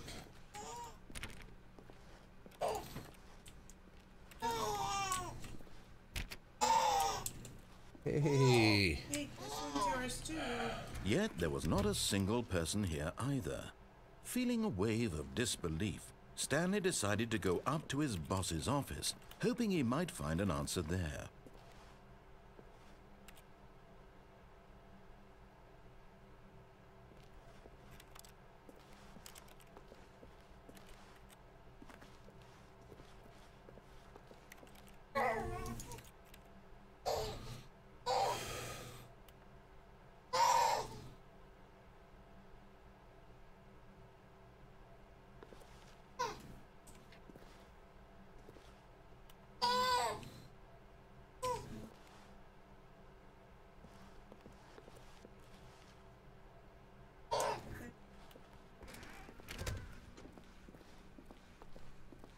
Coming to a staircase, Stanley walked upstairs to his boss's office.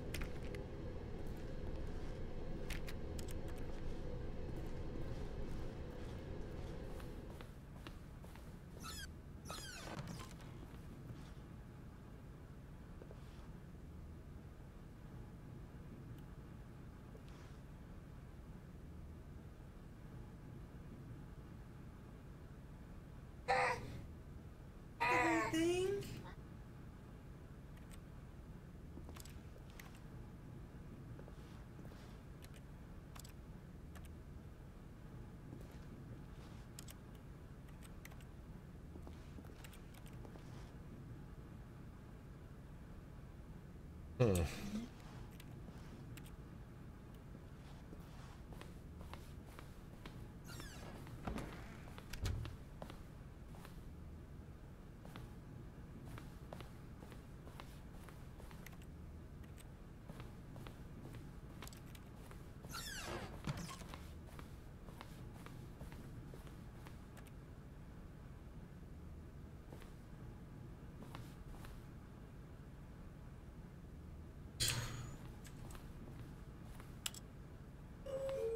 The last time I hit up.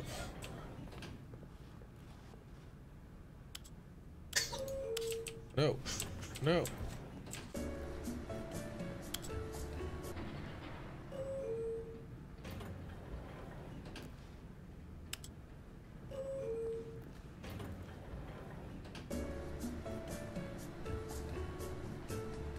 Oh.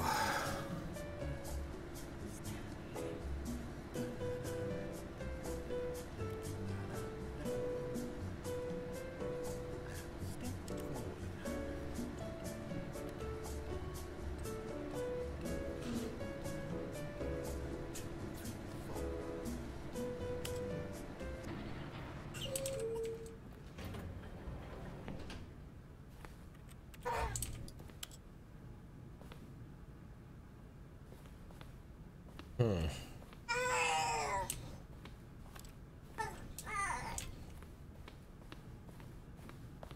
Okay, I think we all know the drill by now. Blah, blah, blah. Dark secrets, the keypad. Stanley pushes some buttons. Oh, hey, look, it's a new passageway. Quelle surprise.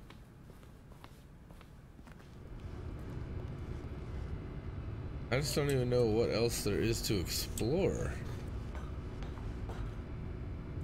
I mean...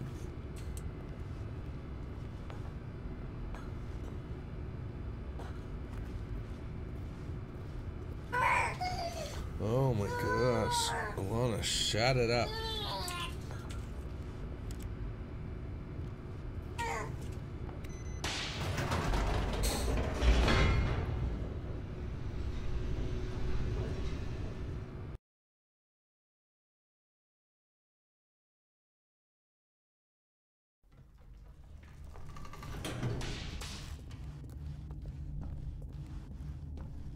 Stanley walked straight ahead through the large door that read Mind Control Facility.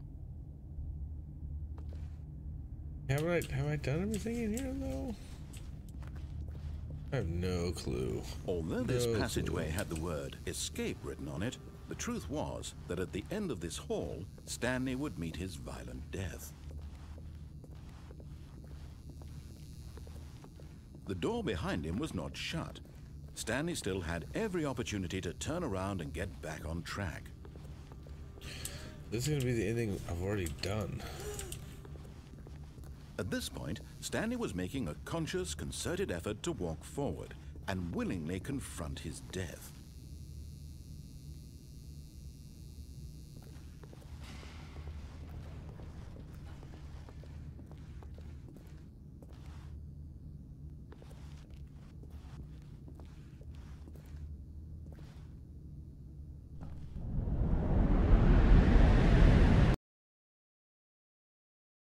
I don't think there's anything else.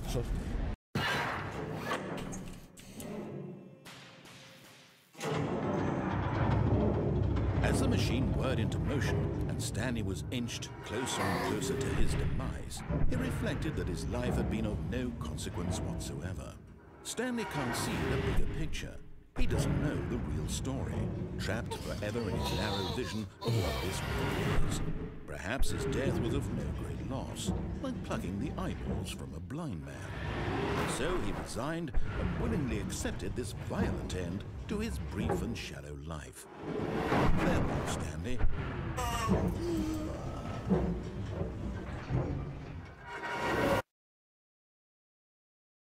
"Farewell, Stanley," cried the narrator, as Stanley was led helplessly into the enormous metal jaws.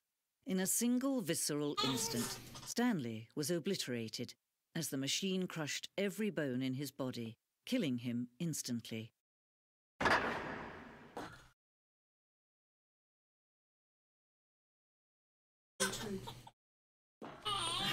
Dude, you freak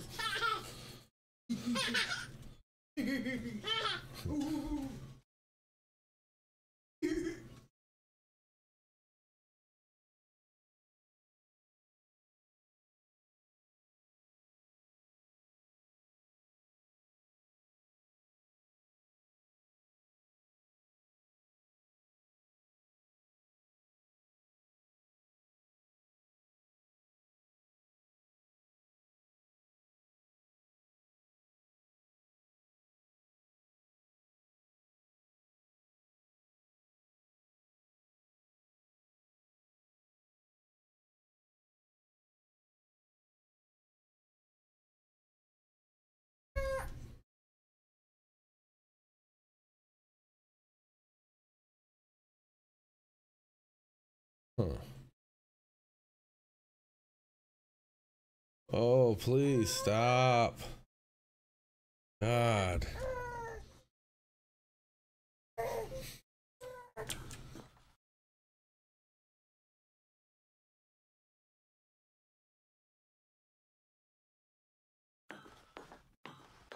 Stop. And yet it would be just a few minutes All before right, I'm Stanley muted. would Sorry, restart guys. the game, back in his office, as alive as ever. What exactly did the narrator think he was going to accomplish?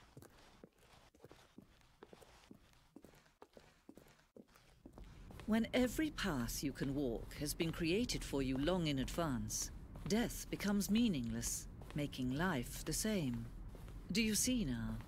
Do you see that Stanley was already dead from the moment he hit start?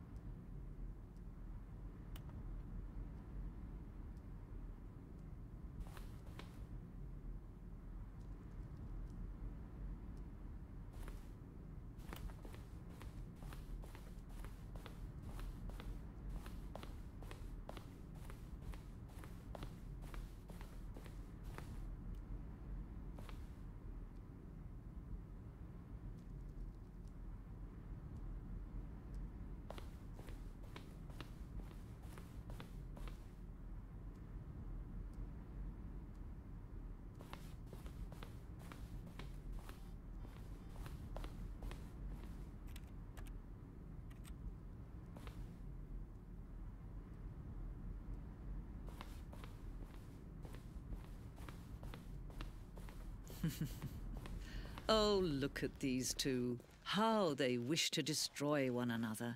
How they wish to control one another. How they both wish to be free.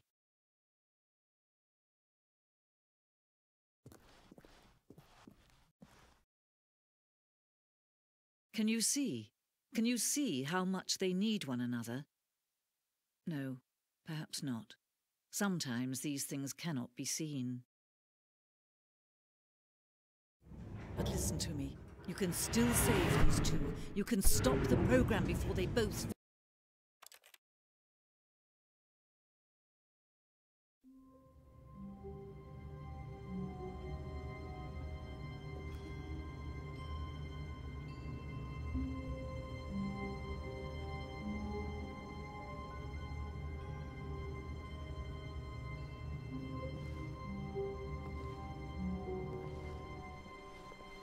How wonderful.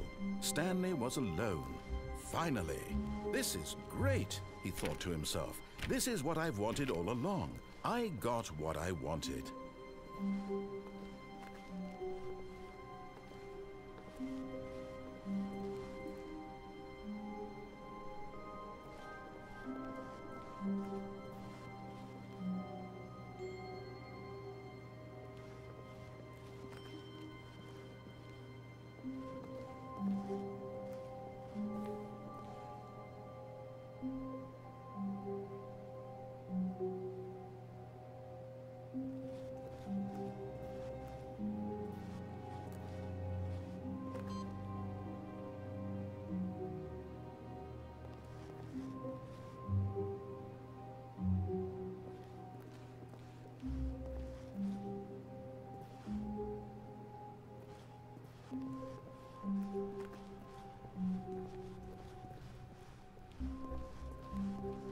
When Stanley came to a set of 2 open doors, he entered the door on his left.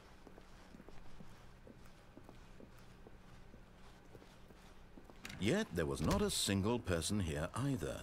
Feeling a wave of disbelief, Stanley decided to go up to his boss's office, hoping he might find an answer there.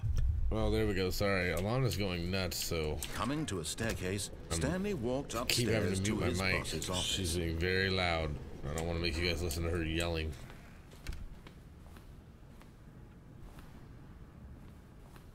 The boss's assistant's desk. Here's the door, just go.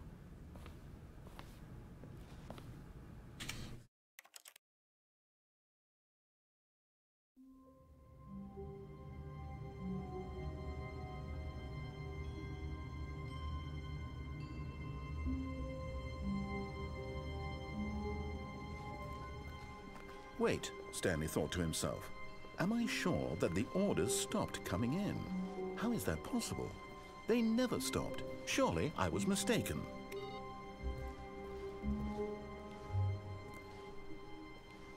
Okay. All the way up to the boss's assistant's desk.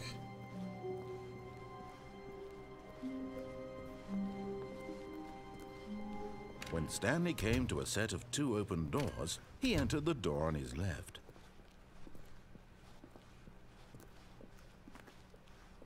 Yet there was not a single person here either. Feeling a wave of disbelief, Stanley decided to go up to his boss's. Coming to a staircase, Stanley walked upstairs to his boss's office.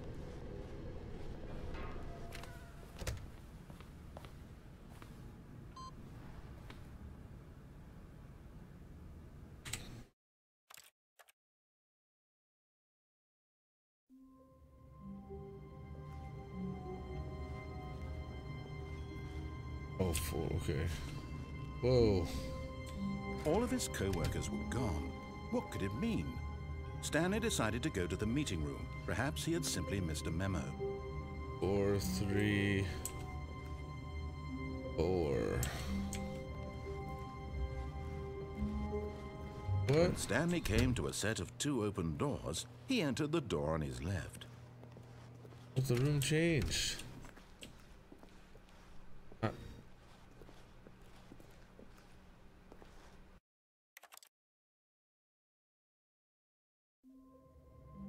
Here we go.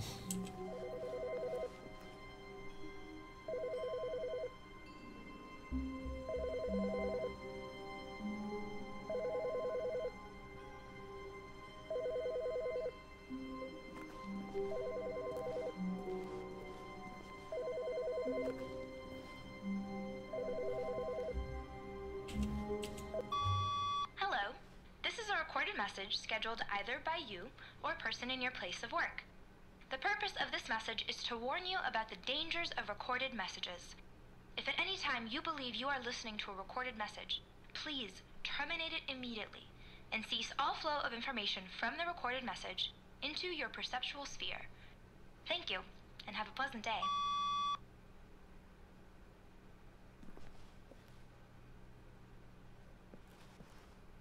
I want to press awaiting input. Oh, I got it. Okay. Got it. There it is.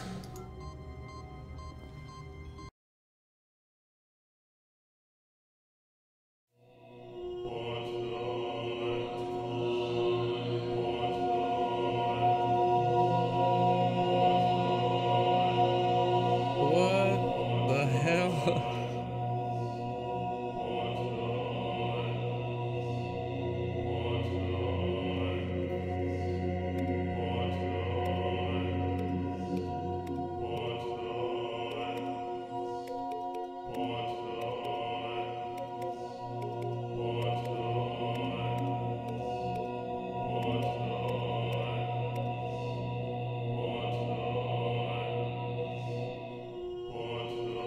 This is buttons.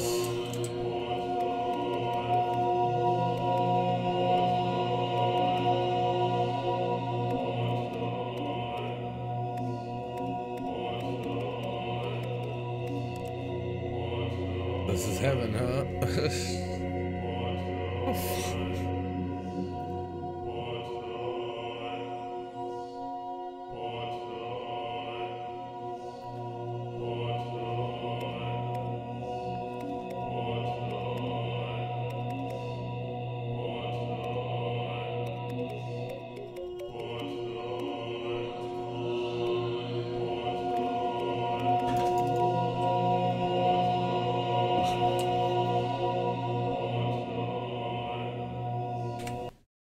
Wow.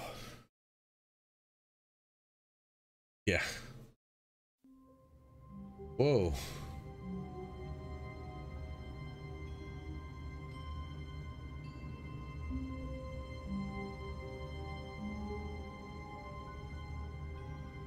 Oh, so if I do that again, I'll go.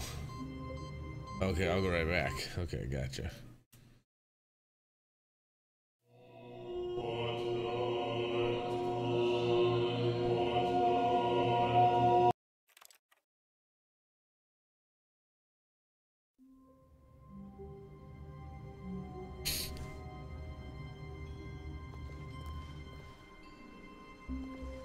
All of his co-workers were gone. What could it mean?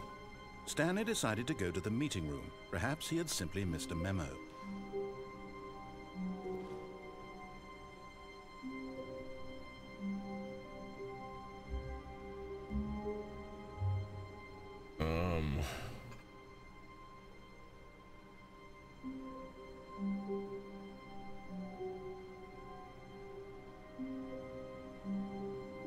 Blue office. What the hell is that?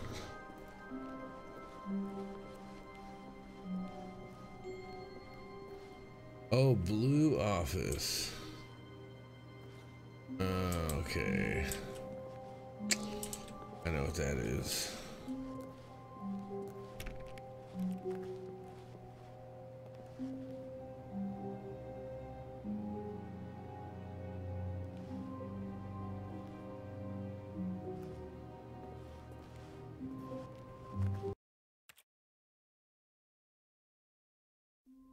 Oh no. No. They just keep turning back on. All of his co-workers were...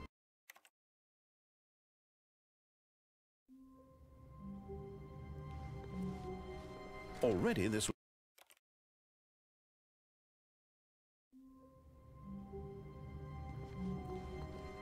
Stanley decided to go to the meeting room to check on his co-workers. He never functioned well by himself and constantly needed support and guidance from others, so the thought of total solitude was terrifying to him.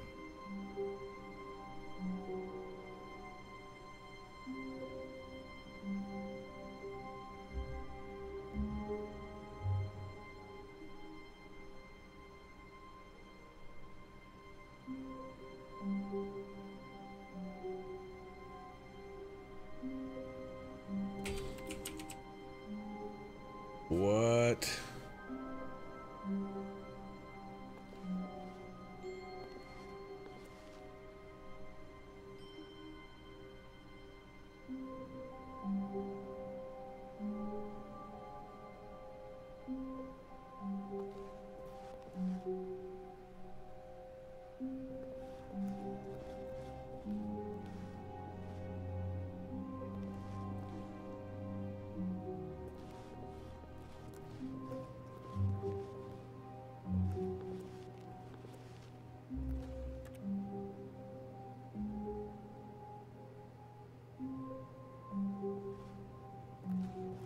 Okay.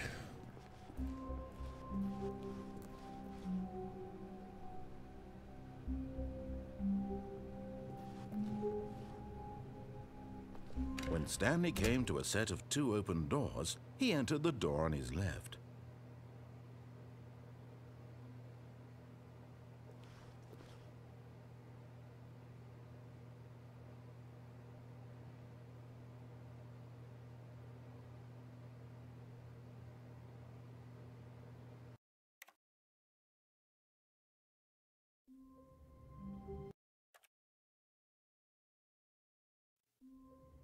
Trying to get back to that blue room.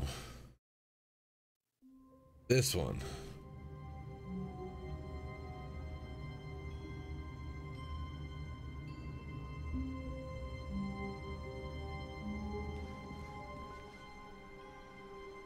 All of his co-workers were gone. What could it mean? Stanley decided to go to the meeting room. Perhaps he had simply missed a memo.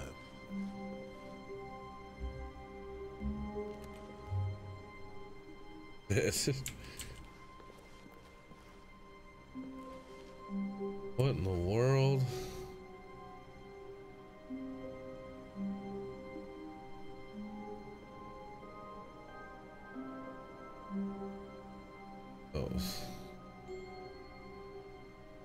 There's so many. There are 19 endings. Let's see. I've done that one, which I don't even know where to begin on that.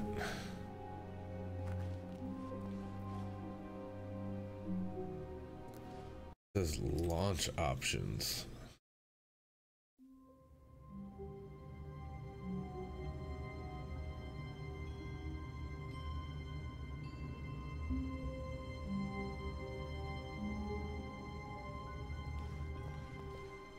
All of his...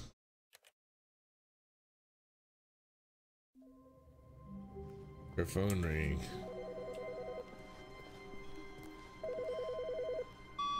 Good morning. Thank you for contacting the Future Happiness Foundation.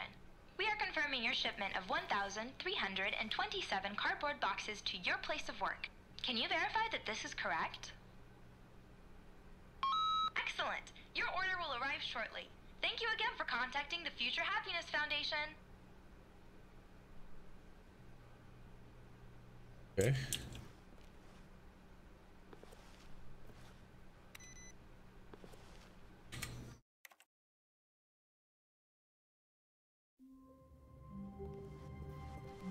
All of his co-workers were gone. What could it mean? Stanley decided to go to the meeting room. Perhaps he had simply missed a memo. What in the world? That's funny. All of his...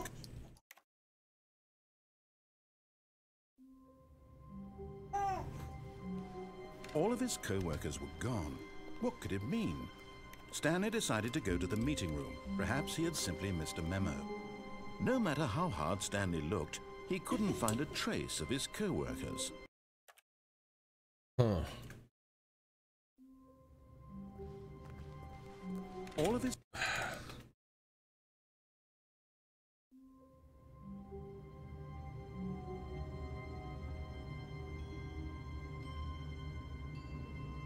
Start.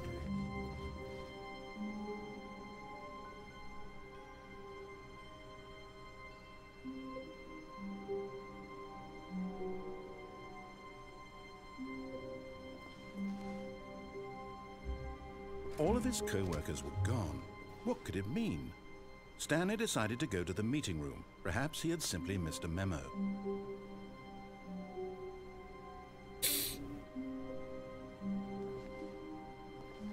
Just don't know. No matter how hard Stanley looked,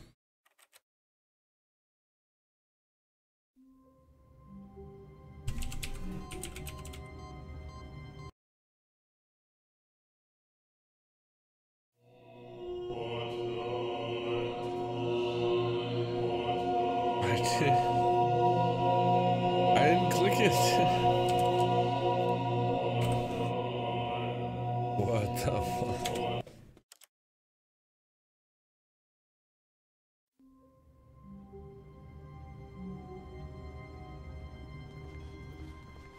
Stanley had never seen the office this brightly lit. Was it a sign of something? He hoped it was. He hoped very much that it was.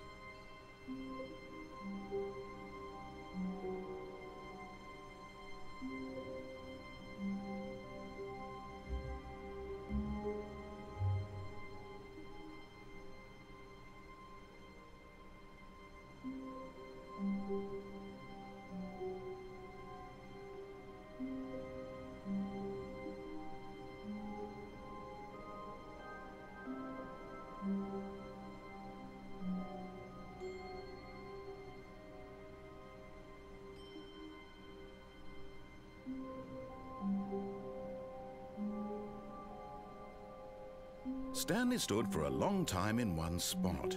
It's part of a game. He likes to see how long he can go without dying. So far, he's doing excellent. And if he just stays right where he is, I'm sure he'll keep up that good momentum. Let's observe the genius at work.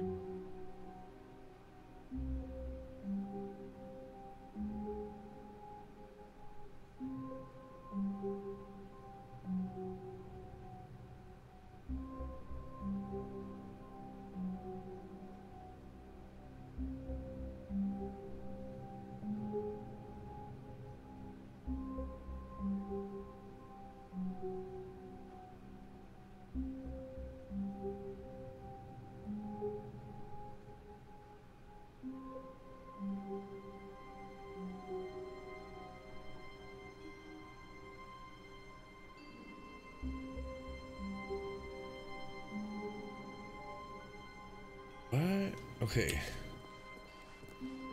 So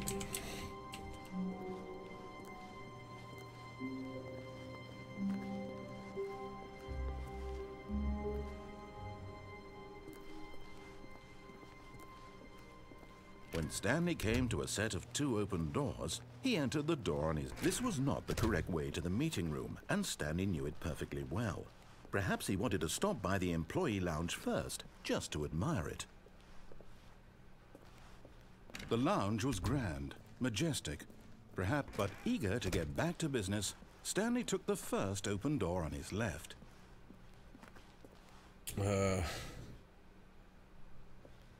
I'm supposed to ignore that.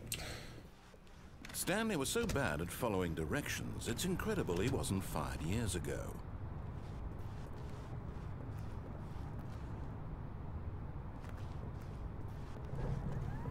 Look, Stanley, I think perhaps we've gotten off on the wrong foot here. I'm not your enemy, really, I'm not. I realize that investing your trust in someone else can be difficult, but the fact is that the story has been about nothing but you all this time. There's someone you've been neglecting, Stanley. Someone you've forgotten about. Please, stop trying to make every decision by yourself. Now, I'm not asking for me, I'm asking for her. This is it, Stanley. Your chance to redeem yourself. To put your work aside. To let her back into your life. Phone room. She's been waiting. There's a phone room. This is just gonna... I know exactly where this goes. Oh, here we go. That's her, Stanley. You need to be the one to do... Oh, no, you can't... Did you just unplug the phone? No, that wasn't supposed to be a choice. How did you do that? You actually chose incorrectly? I didn't even know that was possible. Let me double check. No, it's definitely here, clear as day. Stanley picks up the phone.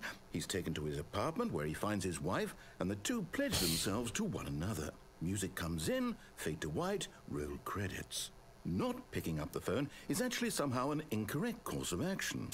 How is that even possible? None of these decisions were supposed to mean anything. I don't understand. How on earth are you making meaningful choices? What did you... Wait a second. Did I just see... No, that's not possible. I can't believe it. How had I not noticed it sooner? You're not Stanley. You're a real person. I can't believe I was so mistaken. This is why you've been able to make correct and incorrect choices. And to think I've been letting you run around in this game for so long. If you'd made any more wrong choices, you might have negated it entirely. It's as though you completely ignored even the most basic safety protocol for real-world decision-making. Or did you not grasp the severity of the situation? Well, I won't have that kind of risk on my watch. I'm going to stop the game for a moment so we can educate you properly on safe decision-making in the real world. Please observe this helpful instructional video. Choice. It's the best part of being a real person. But if used incorrectly, can also be the most dangerous. For example, in this scenario, a hypothetical real person named Stephen has a choice. He could spend years helping improve the quality of life for citizens of impoverished third world nations. Or he could systematically set fire to every orphan living in a 30-kilometer radius of his house. Jesus. Which choice would you make? Remember that unlike here, the real world makes sense, and at no time should you make a choice that does not conform to rational logic. If you find yourself speaking with a person who does not make sense, in all likelihood, that person is not real. Allow the person to finish their thought, then provide an excuse why you cannot continue talking. Turn to a partner and practice saying, "My goodness, is it 4:30? I'm supposed to be having a back, sack, and crack."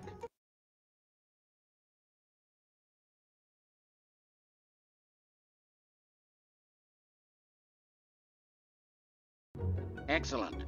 Making choices on a regular basis is the best part to a healthy decision-making process. Most medical professionals recommend making at least 8 choices per day. Do you make more than 8? Less? And finally, if you begin to wonder if your choices are actually meaningful and whether you'll ever make a significant contribution to the world, just remember that in the vast infiniteness of space, your thoughts and problems are materially insignificant, and the feeling should subside. At this time, your instructor will guide you in an exercise to test and reinforce the material covered in this video. Welcome back. You may have noticed that this room has begun to deteriorate as a result of narrative contradiction. But not to worry. Now that you're properly informed on good decision-making, we're going to revisit a choice you made just a few minutes ago and see what the correct thing to do would have been. This way, please.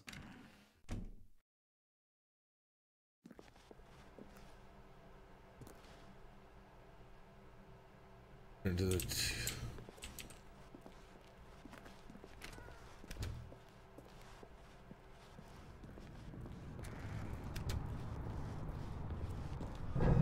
Now that we know your choices are meaningful, we can't have you jumping off the platform and dying.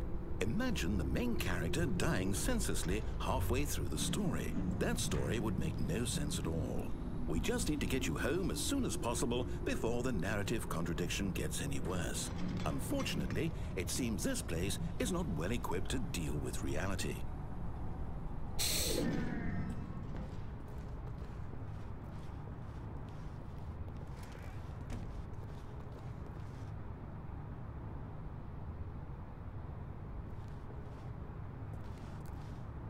game is this? This is the Stanley Parable.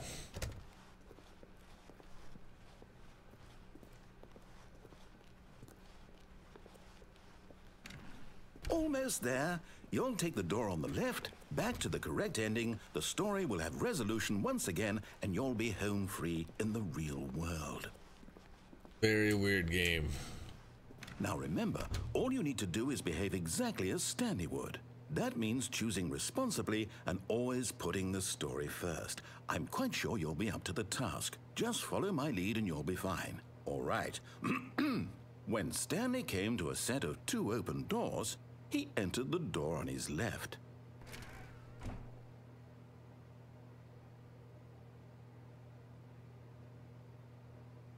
Kind of feels like Portal. That's what, actually, we actually played Portal in this game. Kinda. Taking the right to Portal. Destroy the story of the narrator shuts down the game and goes on a rant about how Stanley destroyed his work. Starting it, with Stanley reappearing in front of the 2 doors. Left door allowing him to proceed like normal.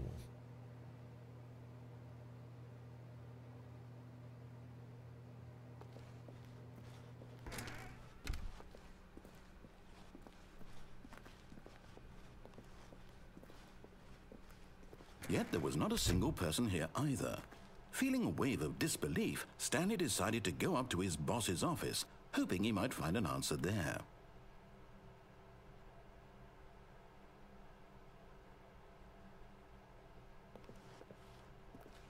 Dang, I think I was supposed to go right. Shit. Coming to a staircase, Stanley walked upstairs to his boss's office.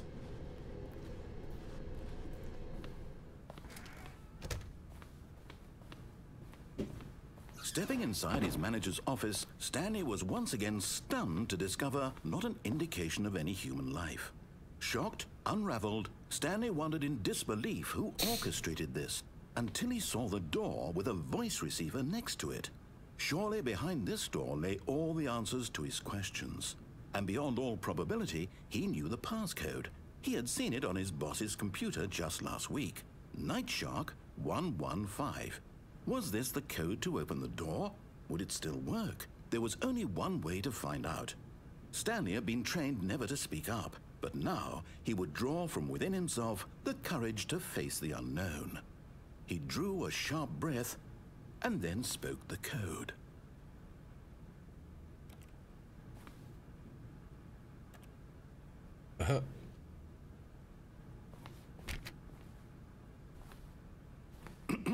Stanley spoke the code. I can't speak. Night Shark 115. He spoke it into the receiver, right there on the wall.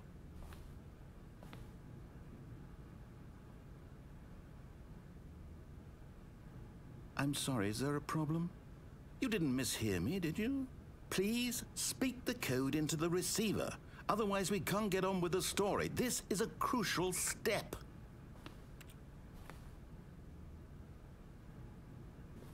Okay, fine, you're not going to do it. But you know what? It's pretty humiliating to bring you this far, only for you to suddenly decide you have better things to do. I asked you for this one single thing, for your respect. The kind of respect Stanley shows for his choices. He knows what it means to take a story seriously. If you didn't want to see what I had to show you, then why did you come here? You had a choice, you know. You could have gone through the door on the right. You could have done whatever the hell you wanted over there. Why did you come this way? Speak. Say something to me. Explain yourself, you coward. Oh. Behave exactly as Stanley would. That means choosing responsibly and always putting the story first. I'm quite sure you'll be up to the task. Just follow my lead and you'll be fine. All right. When Stanley came to a set of 2 open doors, he entered the door on his left. And after going through both doors,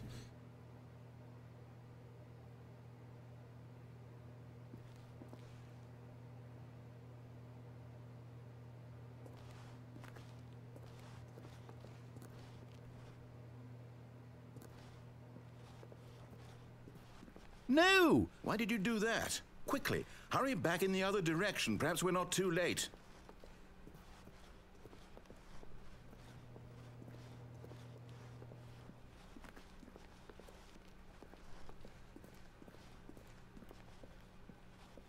Oh, it's ruined. I can't believe, after everything we talked about, that my story, you've destroyed my work. Why? For what?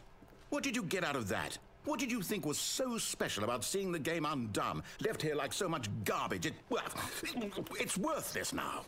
And what am I supposed to do? Even if there were a way to continue, would it be worth it? To know that my story is now incorrect? How can I go back to that? I can't erase that knowledge. I'll have to live with it forever, reliving its impossibility forever. I couldn't live that way. Is it better to shut the game down entirely? To willingly destroy all of my work? I don't know. What's the answer? What do I do? What do I do? What do I... No, I have to. I have to shut the game down. I have to. I have to.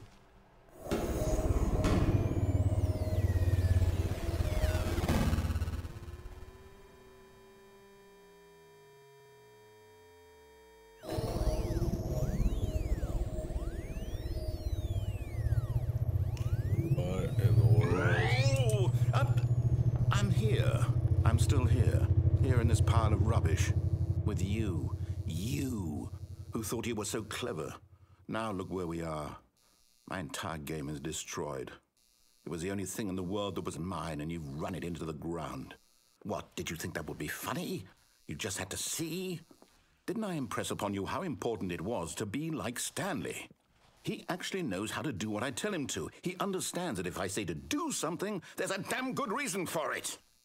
That thought hadn't even occurred to you, had it? That there's a world outside of you? You're a child. Oh, my story. If you'd just gone through the door on the left, you would have seen it. There was a whole underground facility. You would have destroyed it and been victorious. It would have been so perfect. I worked so hard on it. I tried so hard. When Stanley came to a set of 2 open doors, he entered the door on his left. What? Stanley? Hello? Is everything okay? Stanley, please. I need you to make a choice. I need you to walk through the door. Are you listening to me? Can you hear me? Is everything all right? Stanley, this is important. The story needs you. It needs you to make a decision. It cannot exist without you. Do you understand me? Whatever choice you make is just fine. They're both correct. You cannot be wrong here. We can work together. I'll accept whatever you do. I simply need you to take that step forward, please. Choose. Do something. Anything. This is more important than you can ever know. I need this. The story needs it. So, you hear me? Are you there?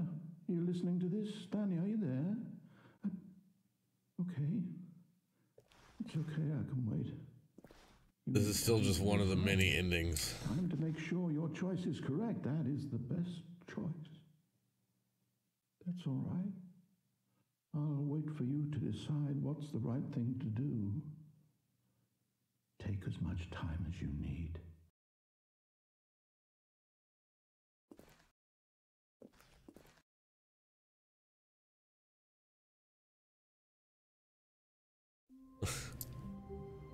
What? All of his co-workers were gone. What could it mean? Wow. All of his I feel like there's supposed to be a window right there. Like one of these times the window's gonna show up right over here. Yes, that's where everyone would be. Right here. Stanley just needed to get to the meeting room, and from then on...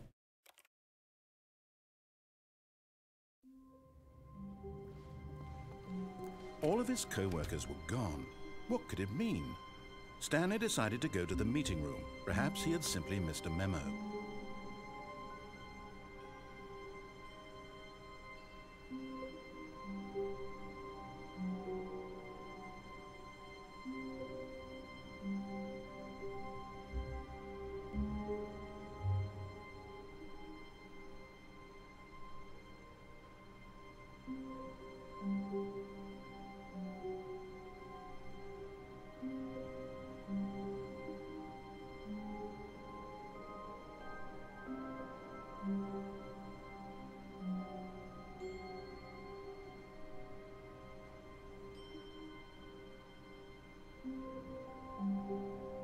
Stanley stood for a long time in one spot. It's part of a game. He likes to see how long he can go without dying. So far, he's doing excellent. And if he just stays right where he is, I'm sure he'll keep up that good momentum. Let's observe the genius at work.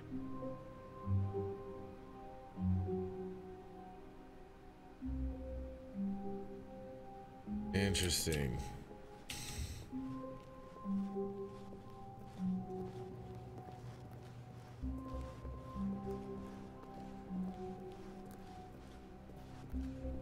When Stanley came to a set of two open doors, this was not the correct way to the meeting room, and Stanley knew it perfectly well. Perhaps he wanted to stop by the employee lounge first, just to admire it. And here it was, the lounge. But eager to get back to business, Stanley took the first open door on his left. Stanley was so bad at following directions, it's incredible he wasn't fired years ago. Look, Stanley, I think perhaps we've gotten off on the wrong foot here. I'm not your enemy, really, I'm not. I realize that investing your trust in someone else can be difficult, but in his eagerness to prove that he is in control of the story and no one gets to tell him what to do, Stanley leapt from the platform and plunged to his death. Good job, Stanley. Everyone thinks you are very powerful.